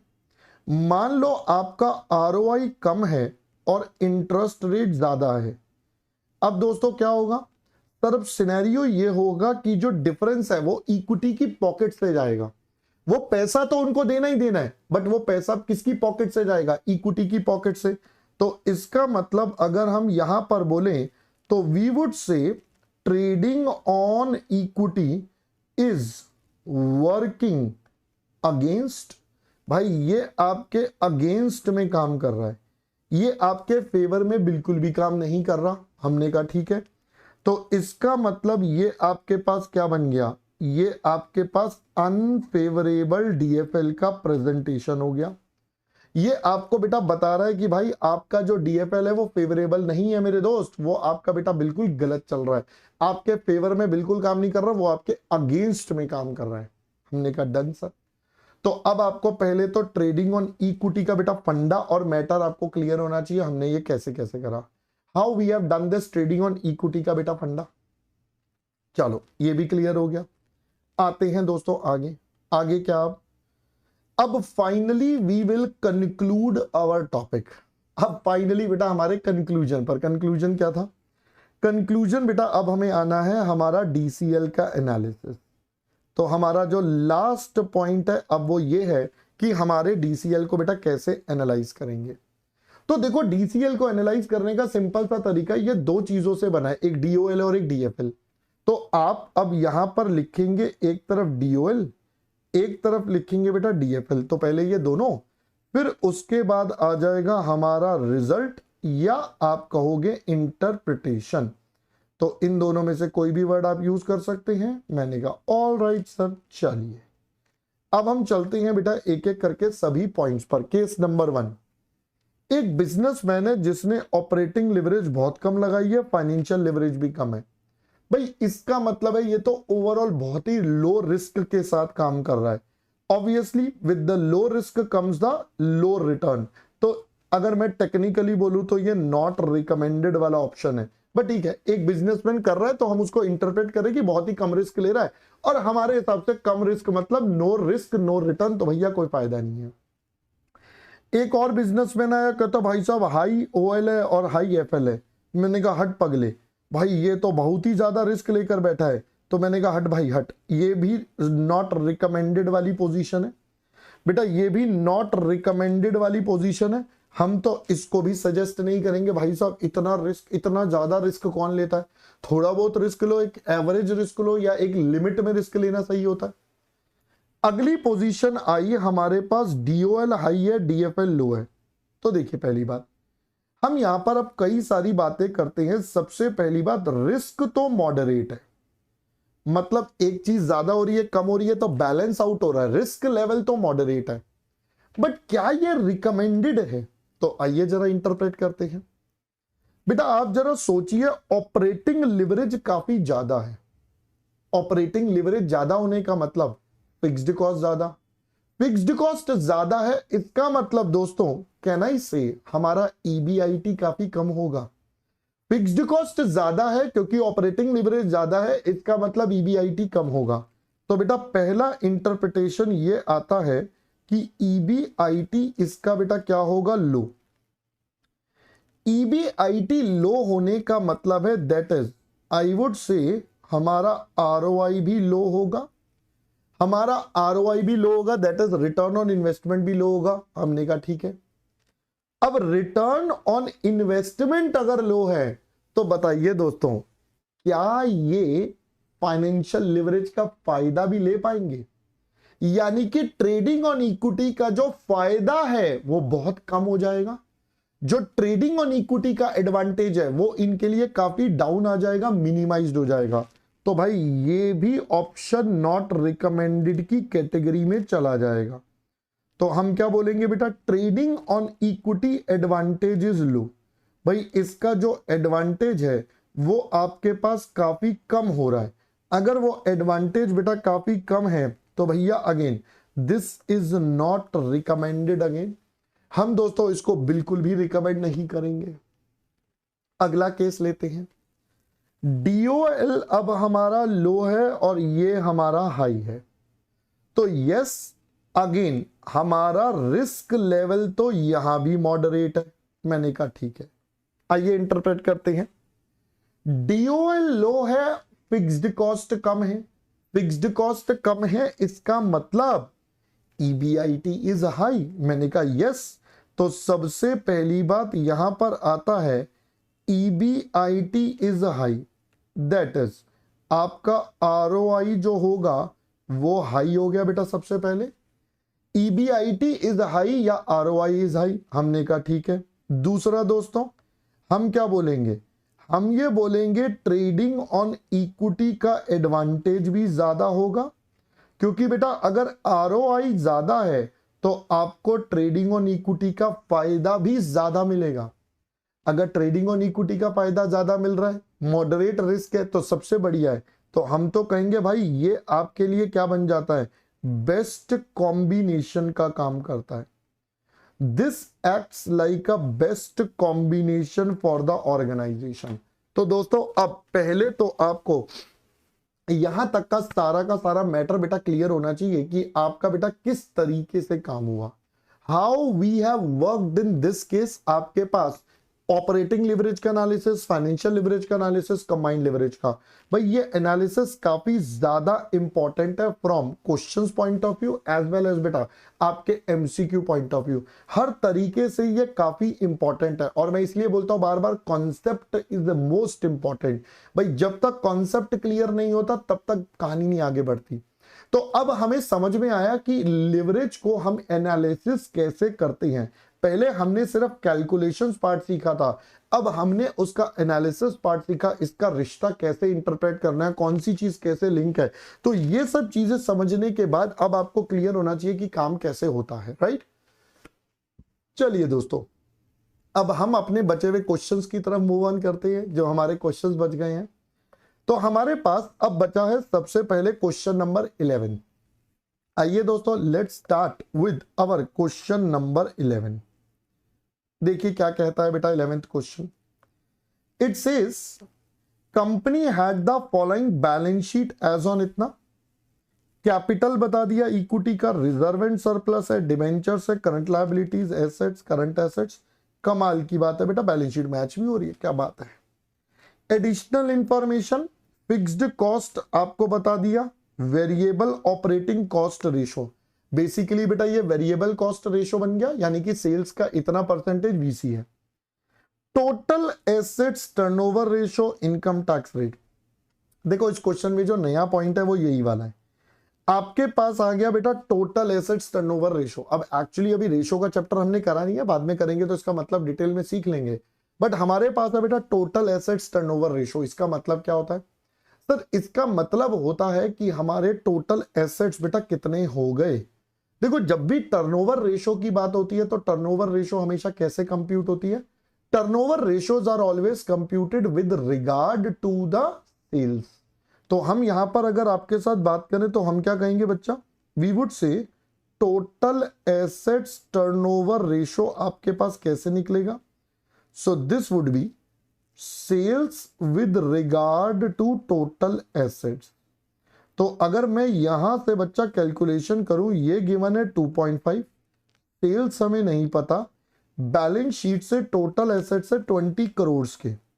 तो दोस्तों यहां से हमारे पास सेल्स निकल कर आ गई जो आ जाएगी हमारे पास 50 करोड़ की। लीजिए, तो इस क्वेश्चन में सबसे पहला और हिडन पॉइंट बेटा यही है कि भाई ये आपका सेल्स कैसे निकलेगा। तो we have to find out sales using the concept of turnover ratio. Calculate the following in comment EPS, FL, OL, CL. तो आपको बेटा चारों निकालने और इनके ऊपर कमेंट देना है। कमेंट कैसे देना भी पहले एक बार कर लेते हैं, फिर आपको बता देता हूं। तो सबसे पहले हम ए पार्ट करते हैं, आपका ईपीएस निकालना है। अब ईपीएस निकालने के लिए बेटा आपको क्या करना पड़ेगा? पूरा का पूरा इनकम स्टेटमेंट बनाना पड़ेगा, क्योंकि भाई डेटा बीच में से है नहीं, तो अब सारा डेटा यहीं से लेकर चलते हैं। तो वी हैव सबसे पहले आवर सेल्स जो हमने निकाल लिए बेटा 50 करोड़। फिर इसमें से माइनस कर देंगे वीसी, आपको बताया था वो होगा बेटा 65%। फिर आपके पास आ जाएगा आपका कंट्रीब्यूशन, फिर माइनस होगा दोस्तों fixed cost, we have EBIT, फिर माइनस होगा दोस्तों इंटरेस्ट, वी हैव ईबीटी। पहले मैं ना बस कॉन्सेप्ट बना रहा हूं। फिर आपके पास आ जाएगा टैक्स, वी हैव ईएटी। हमने बैलेंस शीट में देखा कोई भी प्रेफरेंस शेयर्स नहीं है, तो प्रेफरेंस शेयर्स नहीं है तो बेटा यही क्या बन गया? ईएई। आपको ईपीएस निकालना है तो आप इसको नंबर ऑफ इक्विटी शेयर से डिवाइड कर दोगे और फाइनली बेटा अपने पास आ जाएगा ईपीएस। तो अपना कॉन्सेप्ट तो यहां पर तैयार हो गया। मैंने कहा ठीक है, अब मेन काम रह गया बेटा इसके अंदर सारी की सारी वैल्यूज को फ्रीज करना। चलिए अब हम एक एक करके बेटा वैल्यूज के ऊपर बात करते हैं। तो आपको बताया था बेटा सेल्स का 65% होगा, यानी कि ये हो गया 32.5 करोड़। माइनस करके बेटा अगर वैल्यू निकालेंगे 17.5 करोड़। फिक्स्ड कॉस्ट एग्जामिनर ने बता दिया था बेटा 4 करोड़, तो मैं यहाँ 4 करोड़ आपके और माइनस कर देता हूं, तो आपके पास बच गए बेटा 13.5 करोड़। अब इंटरेस्ट की बात करें, ये हमें बेटा बैलेंस शीट से मिल जाएगा। 15% डिबेंचर है बेटा 10 करोड़ के, तो भाई ये हो जाएगा 10 करोड़ का 15%, यानी कि दोस्तों ये कितना हो गया? 1.5 करोड़ आपके पास आ गया। तो आपके पास बच गए यहाँ पर 12 करोड़। टैक्स का रेट है बेटा कितना? टैक्स का रेट है 30%, तो ये आ गया एट द रेट ऑफ 30%, यानी कि 3.60 करोड़। तो बचेगा 8.40 करोड़। तो ईएई तक अब हम पहुंच चुकी हैं। नंबर ऑफ इक्विटी शेयर्स बेटा बैलेंस शीट में से ले लेते हैं। 50 लाख शेयर है, तो अगर मैं करोड़ में कन्वर्ट कर लूंगा तो 0.50 करोड़ हो गया। 50 लाख बेटा करोड़ में कन्वर्ट करेंगे 0.5 हो गया, तो भाई अगर मैं करूं तो 16.80 हमारा ईपीएस आ गया। तो ए पार्ट ऑफ द क्वेश्चन बेटा हमारा यहां पर डन हो गया। फिर कहता है आप ओएल, एफएल, सीएल निकालिए। इसके लिए वैसे भी इनकम स्टेटमेंट बनाते। ओएल बेटा क्या हो जाएगा? It's a before versus after. तो कंट्रीब्यूशन बेटा हमारे पास कितना है? कंट्रीब्यूशन है 17.5 करोड़ का, और आपके पास बेटा ईबीआईटी है 13.5 करोड़ का। तो अब इनको डिवाइड कर लेते हैं बेटा। अपने पास आता है 1.296, काम खत्म। फिर आएगा financial leverage, before versus after, preference dividend है नहीं बच्चा, काम खत्म। तो ईबीआईटी आएगा 13.5 करोड़ का, और ईबीटी हमारे पास है दोस्तों 12 करोड़ का। तो भाई 13.5 और 12 ये आता है 1.125 टाइम्स। और लास्ट हमारे पास आता है बेटा कंबाइंड लिवरेज, जो बन जाएगा कंट्रीब्यूशन बाय ईबीटी। तो दिस इज 17.5 डिवाइडेड बाय 12। आप चाहो तो बेटा मल्टीप्लाई करके भी निकाल सकते हो, और हो सकता है छोटा मोटा आंसर में वेरिएशन भी आए, क्योंकि बेटा राउंडिंग ऑफ की वजह से एक आध पॉइंट का डेसिमल प्लेस का डिफरेंस आ भी सकता है। तो इसलिए मैंने आपको बेटा दोनों तरीकों से बता दिया भाई, आपको किसी प्रकार से कोई भी दिक्कत परेशानी का सामना ना हो। तो अब आप बच्चे सोचो कि सर इस क्वेश्चन में ऐसा क्या था जो बाद में कराया। बेटा मैंने कहा एक क्वेश्चन लास्ट में करवाता मजा नहीं आता, तो इसलिए मैंने ये क्वेश्चन छोड़ दिया था। वैसे तो हम पहले भी कर सकते थे, मिसिंग फिगर क्वेश्चन था, कुछ भी नहीं था, सिंपल बस ये पॉइंट था इसके अंदर कि इस पॉइंट को कैसे इंटरप्रेट करना है, और इस क्वेश्चन में टेक्निकली कुछ भी नया नहीं था, बहुत ही सिंपल सा क्वेश्चन था, है ना। चलिए अब हम चलते हैं हमारे लास्ट क्वेश्चन की तरफ। तैयार हो बेटा लास्ट क्वेश्चन, राइट। तो देखिए बेटा ये है हमारा क्वेश्चन नंबर 12, बहुत ही प्यारा क्वेश्चन। ये है बच्चा क्वेश्चन नंबर 12, बहुत प्यारा क्वेश्चन। ये कह रहा है भैया मैं चलूंगा नहीं, रुक जाओ एक मिनट, आ जाएगा dish dish dish dish duke duke duke duke duke duke duke do do do do, जल्दी आ जा, आ गया बेटा, डू डू डू करा, आ गया। चलिए अब हम चलते हैं बेटा हमारे लास्ट क्वेश्चन की तरफ, हमारा क्वेश्चन नंबर 12। आइए देखते हैं बेटा क्या बोलता है। अब थोड़ा ध्यान से पढ़ेंगे, इस क्वेश्चन में कई सारे पॉइंट है जो आपको समझने हैं मेरे साथ, ठीक है।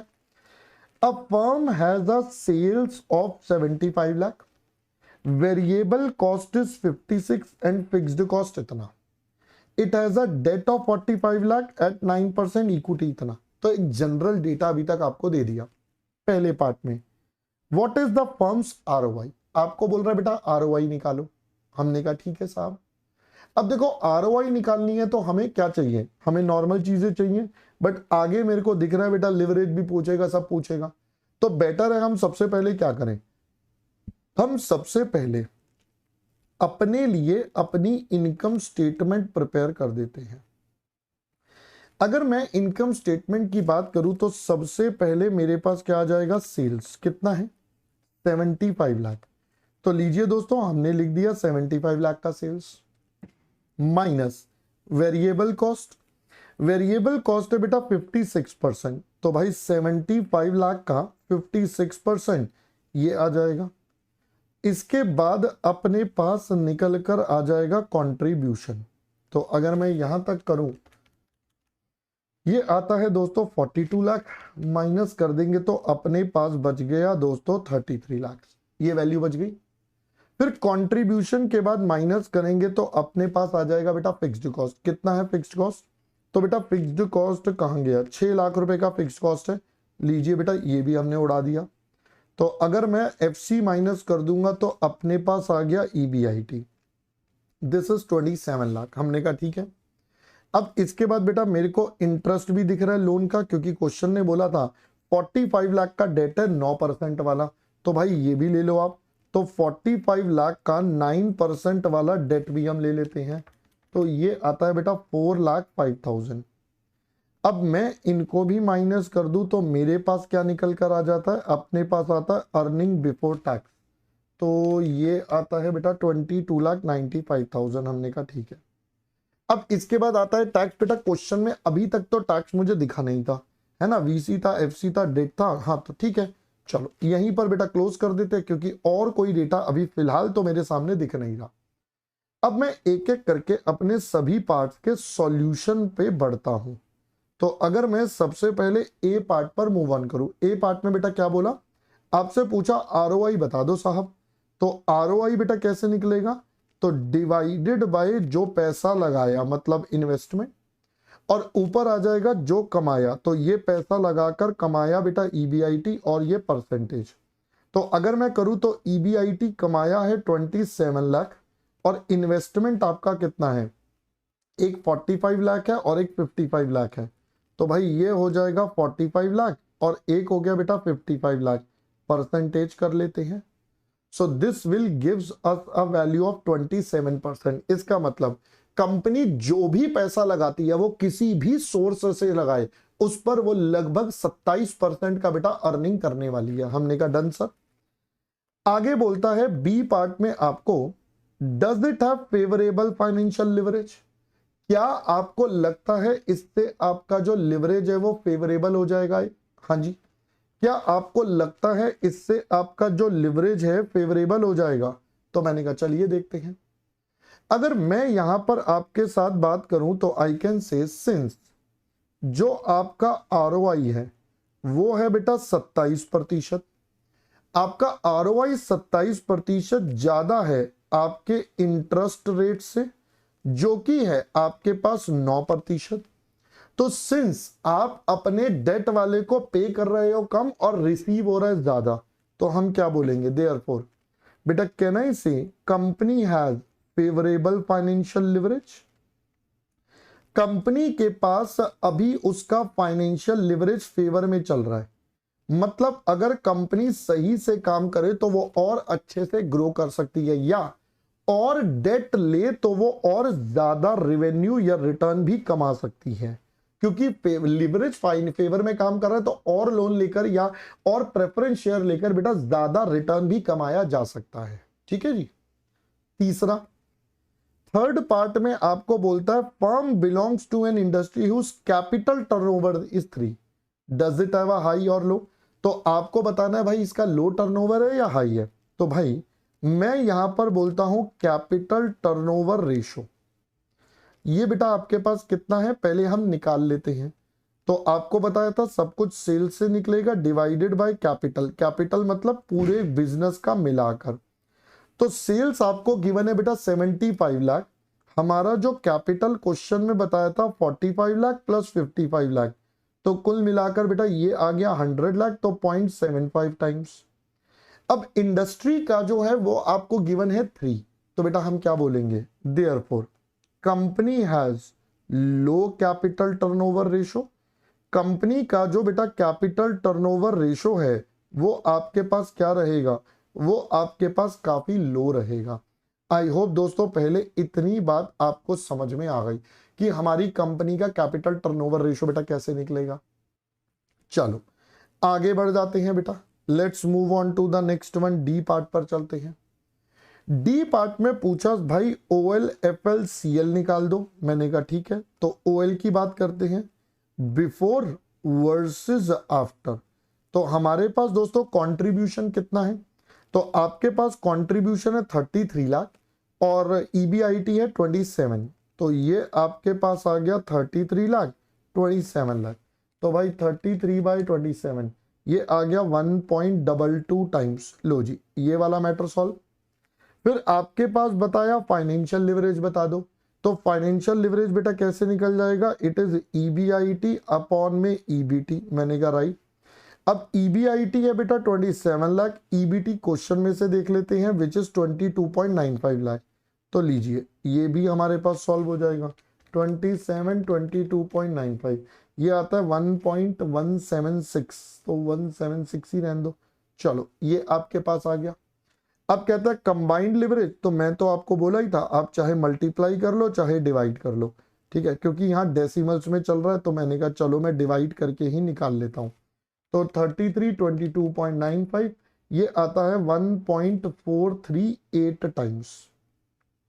ये बेटा तीनों के तीनों नंबर्स हमारे पास निकल गए। मैंने कहा चलो जी डी पार्ट भी डन हो गया। ई पर चलते हैं, sale increased by 10, what percentage EBIT will increase. अब बेटा रिश्ता किसका बना रहा है, सेल्स और EBIT का रिश्ता बना रहा है। तो अगर ये सेल्स और EBIT का रिश्ता बना रहा है तो अब हम कैसे सॉल्व करेंगे ई पार्ट को। भाई ये रिश्ता आपका कौन सॉल्व करवाता है, ये रिश्ता ऑपरेटिंग लिवरेज सॉल्व करता है। तो अब मैं ऑपरेटिंग लिवरेज का कॉन्सेप्ट लगा देता हूं, percentage change in EBIT divided by percentage change in sales, ये बेटा कैलकुलेशन हो जाएगा। तो अब आपको ये पता है 1.22, चेंज इन EBIT नहीं पता, बट हमें चेंज इन सेल्स पता है, वो कितने से हो रहा है, इंक्रीज बाय 10, तो बेटा ये हो गया +10। तो इसका मतलब हमारा percentage change in EBIT is equal two plus का 12.20%, प्लस का 12.20, therefore I would say EBIT increase by कितना 12.20%। आई होप पहले बेटा बात समझ में आ गई। लीजिए ये वाला मैटर भी सॉल्व हो गया। आगे बढ़ते हैं F पार्ट की तरफ। F पार्ट में आपको बोला at what level of EBT firm will be equal to 0, sorry दोबारा से पढ़ लीजिए, at what level of sales EBT will be 0। अब ये थोड़ा सा ध्यान से पढ़िएगा बेटा। आपको बोला ऐसा सेल्स निकालो जहां ईबीटी जीरो। अब देखो बेटा, ये पार्ट में कई बार बच्चे कंफ्यूज हो जाते हैं, इसलिए मैं आपको समझा रहा हूं। देखो दोस्तों, ईबीटी आता कहां है? तो अगर मैं ईबीटी की बात करूं तो ये हमारे ईबीआईटी के बाद आता है, ईबीआईटी क्रॉस हो जाता है। सेल्स और ईबीआईटी का रिश्ता ऑपरेटिंग, ईबीआईटी और ईपीएस का रिश्ता फाइनेंशियल। तो ये कहीं ना कहीं फाइनेंशियल वाले पार्ट में आता है। तो ये जो ईबीटी वाला पार्ट है ये हमारे फाइनेंस वाले पार्ट में आता है। This is in the part of the finance, ये फाइनेंस वाले पार्ट में आता है। अब सेल्स आता है एकदम टॉप ऑपरेटिंग में, तो ये दोनों का कॉम्बिनेशन बन गया। तो टेक्निकली अगर मैं बात करूं ईबीटी जीरो का मतलब क्या बेटा, ईबीटी जीरो इसका मतलब टैक्स जीरो, इसका मतलब ईएटी जीरो। अब ईएटी के बाद आता है प्रेफरेंस डिविडेंड, क्वेश्चन में है ही नहीं। तो यानी कि आपको इसका मतलब ईएटी जीरो, प्रेफरेंस डिविडेंड है नहीं तो ईएई जीरो, ईएई भी जीरो, तो इसका मतलब ईपीएस भी zero.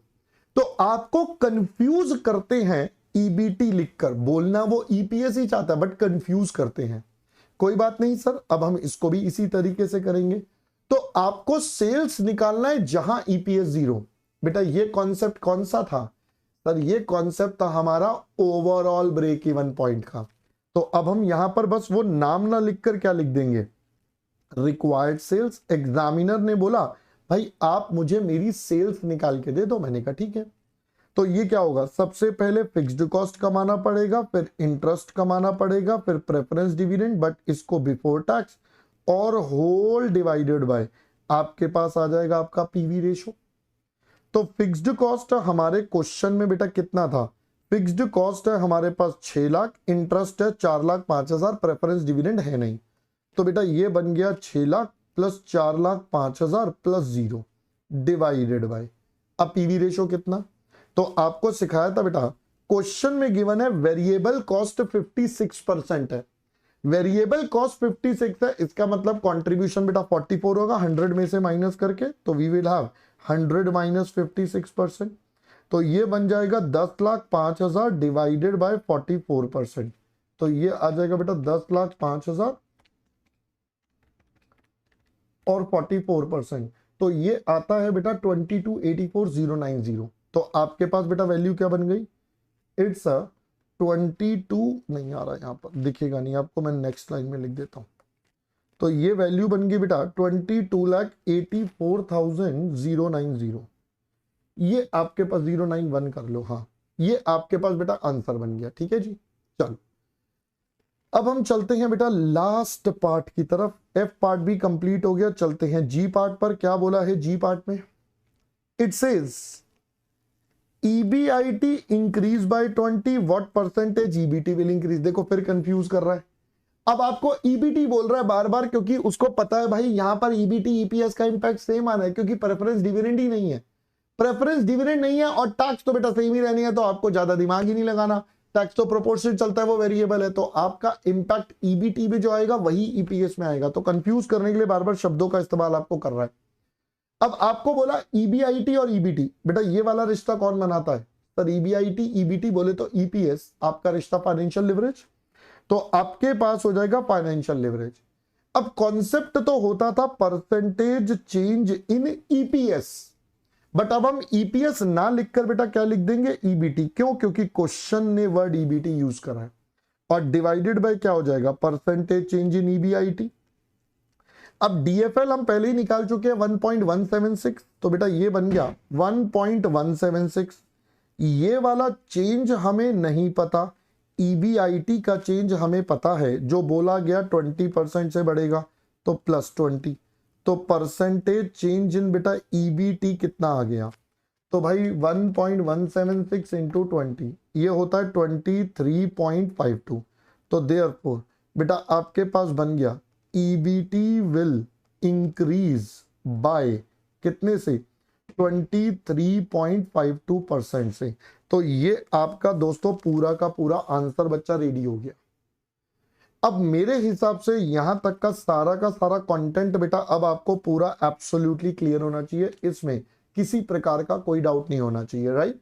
Trading on equity, specially ये वाला पार्ट आपको क्लियर होना चाहिए, ट्रेडिंग ऑन इक्विटी कैसे इंटरप्रेट करा, और ये ओवरऑल ब्रेक इवन पॉइंट यहां पर ईबीटी की जगह ईपीएस हमने कैसे कर लिया, क्या इंटरप्रेट करा। तो ये इंपॉर्टेंट पार्ट है जो मैंने आपको यहां पर समझा दिया, राइट। चलिए अब एक चीज रह गई बेटा, मैं बातों बातों में रह गया। पिछले क्वेश्चन में 11th में बोला था कमेंट करने को, तो बेटा आप कमेंट अपने आप कर सकते हैं। कमेंट कैसे करेंगे भाई, ऑपरेटिंग लिवरेज इतना, इसका मतलब ऑपरेटिंग रिस्क है, ये फाइनेंशियल रिस्क है, ये कंबाइंड रिस्क है, ये उसका एक शेयर का अर्निंग है। तो यही बस इंग्लिश में लिख के आपको देना है, ठीक है। चलिए तो यहां पर आकर बेटा हमने अब आपके साथ ये पूरा का पूरा मामला क्या कर लिया, एकदम सेट कर दिया। अब इसमें मेरे हिसाब से कोई दिक्कत परेशानी वाला मैटर नहीं होना चाहिए, राइट। अब बात बच गई बेटा हमारे होमवर्क की, आज की क्लास के। अगर मैं होमवर्क की बात करूं तो लास्ट टाइम मैंने जो आपको होमवर्क दिया था वो कहां तक दिया था सर, लास्ट टाइम आपने हमें दिया था क्वेश्चन नंबर 18 तक का होमवर्क। तो आज अब 18 मतलब 19 से स्टार्ट करना है। अरे भाई रुक जा, कहां भागे जा रहा है। हाँ चलो अब हमें स्टार्ट करना है बेटा 19 से। कहां तक बेटा, अब तो चैप्टर ही मेरी तरफ से खत्म हो गया, तो जितने क्वेश्चन हैं वो सारे आपको करने हैं। कहां तक है सर क्वेश्चन, आप एक बार बता ही दो। मैंने कहा देखो भाई 26 तक क्वेश्चन है हमारे पास बेटा, क्वेश्चन है क्वेश्चन नंबर 26 तक। तो ये आपका होमवर्क वाला पार्ट है। अब एक बात और समझ लो, हो सकता है इस क्वेश्चन नंबर 26 में बेटा आपको दिक्कत आए, क्योंकि यहां पर आपके पास एक क्वेश्चन है, यही वाला है क्या या मैं दूसरा देखूं, हाँ यही वाला है बेटा। आपके पास ऑपरेटिंग लिवरेज भी है, फाइनेंशियल लिवरेज भी है। तो भाई इन दोनों के बेस पर अगर आप financial leverage, combined leverage sorry, अगर आप फाइनेंशियल लिवरेज करके आंसर करोगे थोड़ा सा डिफर आएगा। अगर आप ध्यान से देखोगे इसमें ना, ये स्टडी मॉड्यूल का ही क्वेश्चन है, इसमें ना हमने एक लास्ट में कमेंट भी लिखा हुआ है। अगर आप ध्यान से पढ़ोगे ये देखेंगे बेटा, नोट, ये वाला नोट थोड़ा ध्यान से देख लें बेटा। नोट आपको बोला गया question can also be solve by first calculating EBIT with the help of financial leverage. तो भाई कई बच्चे ना बाद में ये प्रॉब्लम करेंगे, सर मैं तो ऐसे कर रहा था मेरा आंसर मैच नहीं हो रहा। तो बेटा नहीं होगा, क्योंकि ये क्वेश्चन के फ्रेमवर्क में गलती है। तो इसीलिए यहां पर इंस्टीट्यूट ने भी लिख दिया अगर आप फाइनेंशियल लिवरेज से स्टार्ट करके करोगे तो भी ठीक है, अकॉर्डिंगली आंसर आपके थोड़े से बदलेंगे, आंसर्स में डिफरेंस आएगा। इंस्टीट्यूट आपको खुद लिख के दे रहा है कि भैया मेरे आंसर्स में डिफरेंस आएगा। तो बिल्कुल भी परेशान होने की जरूरत नहीं है कि अगर आपका आंसर थोड़ा वेरी कर रहा है, बट कुछ ही एक ही यही वाला क्वेश्चन है जिसमें फर्क आएगा। पता चले तुमको नहीं सर बाकियों में भी आ रहा है, हट नालायक, बाकियों में नहीं आना चाहिए, बाकियों में सेम आना चाहिए, ठीक है। चलो अभी के लिए बेटा इतना ही इस सेशन में। अब हमारा ये वाला चैप्टर आपके साथ पूरा का पूरा कंप्लीट हो गया। अब बारी है दोस्तों आपकी, आपको अब इस चैप्टर की अच्छे से प्रैक्टिस करनी है। जितने होमवर्क क्वेश्चन दिए इनको कंप्लीट करना है ताकि आप इस चैप्टर पे कमांड हासिल कर ले, ठीक है। चलिए अभी के लिए मेरी तरफ से bye bye, see you soon in the next chapter, till that time bye bye and पढ़ते रहो, आगे बढ़ते रहो, क्योंकि अंत में पढ़ाई काम आओगी, है ना। चलो दोस्तों बाय बाय।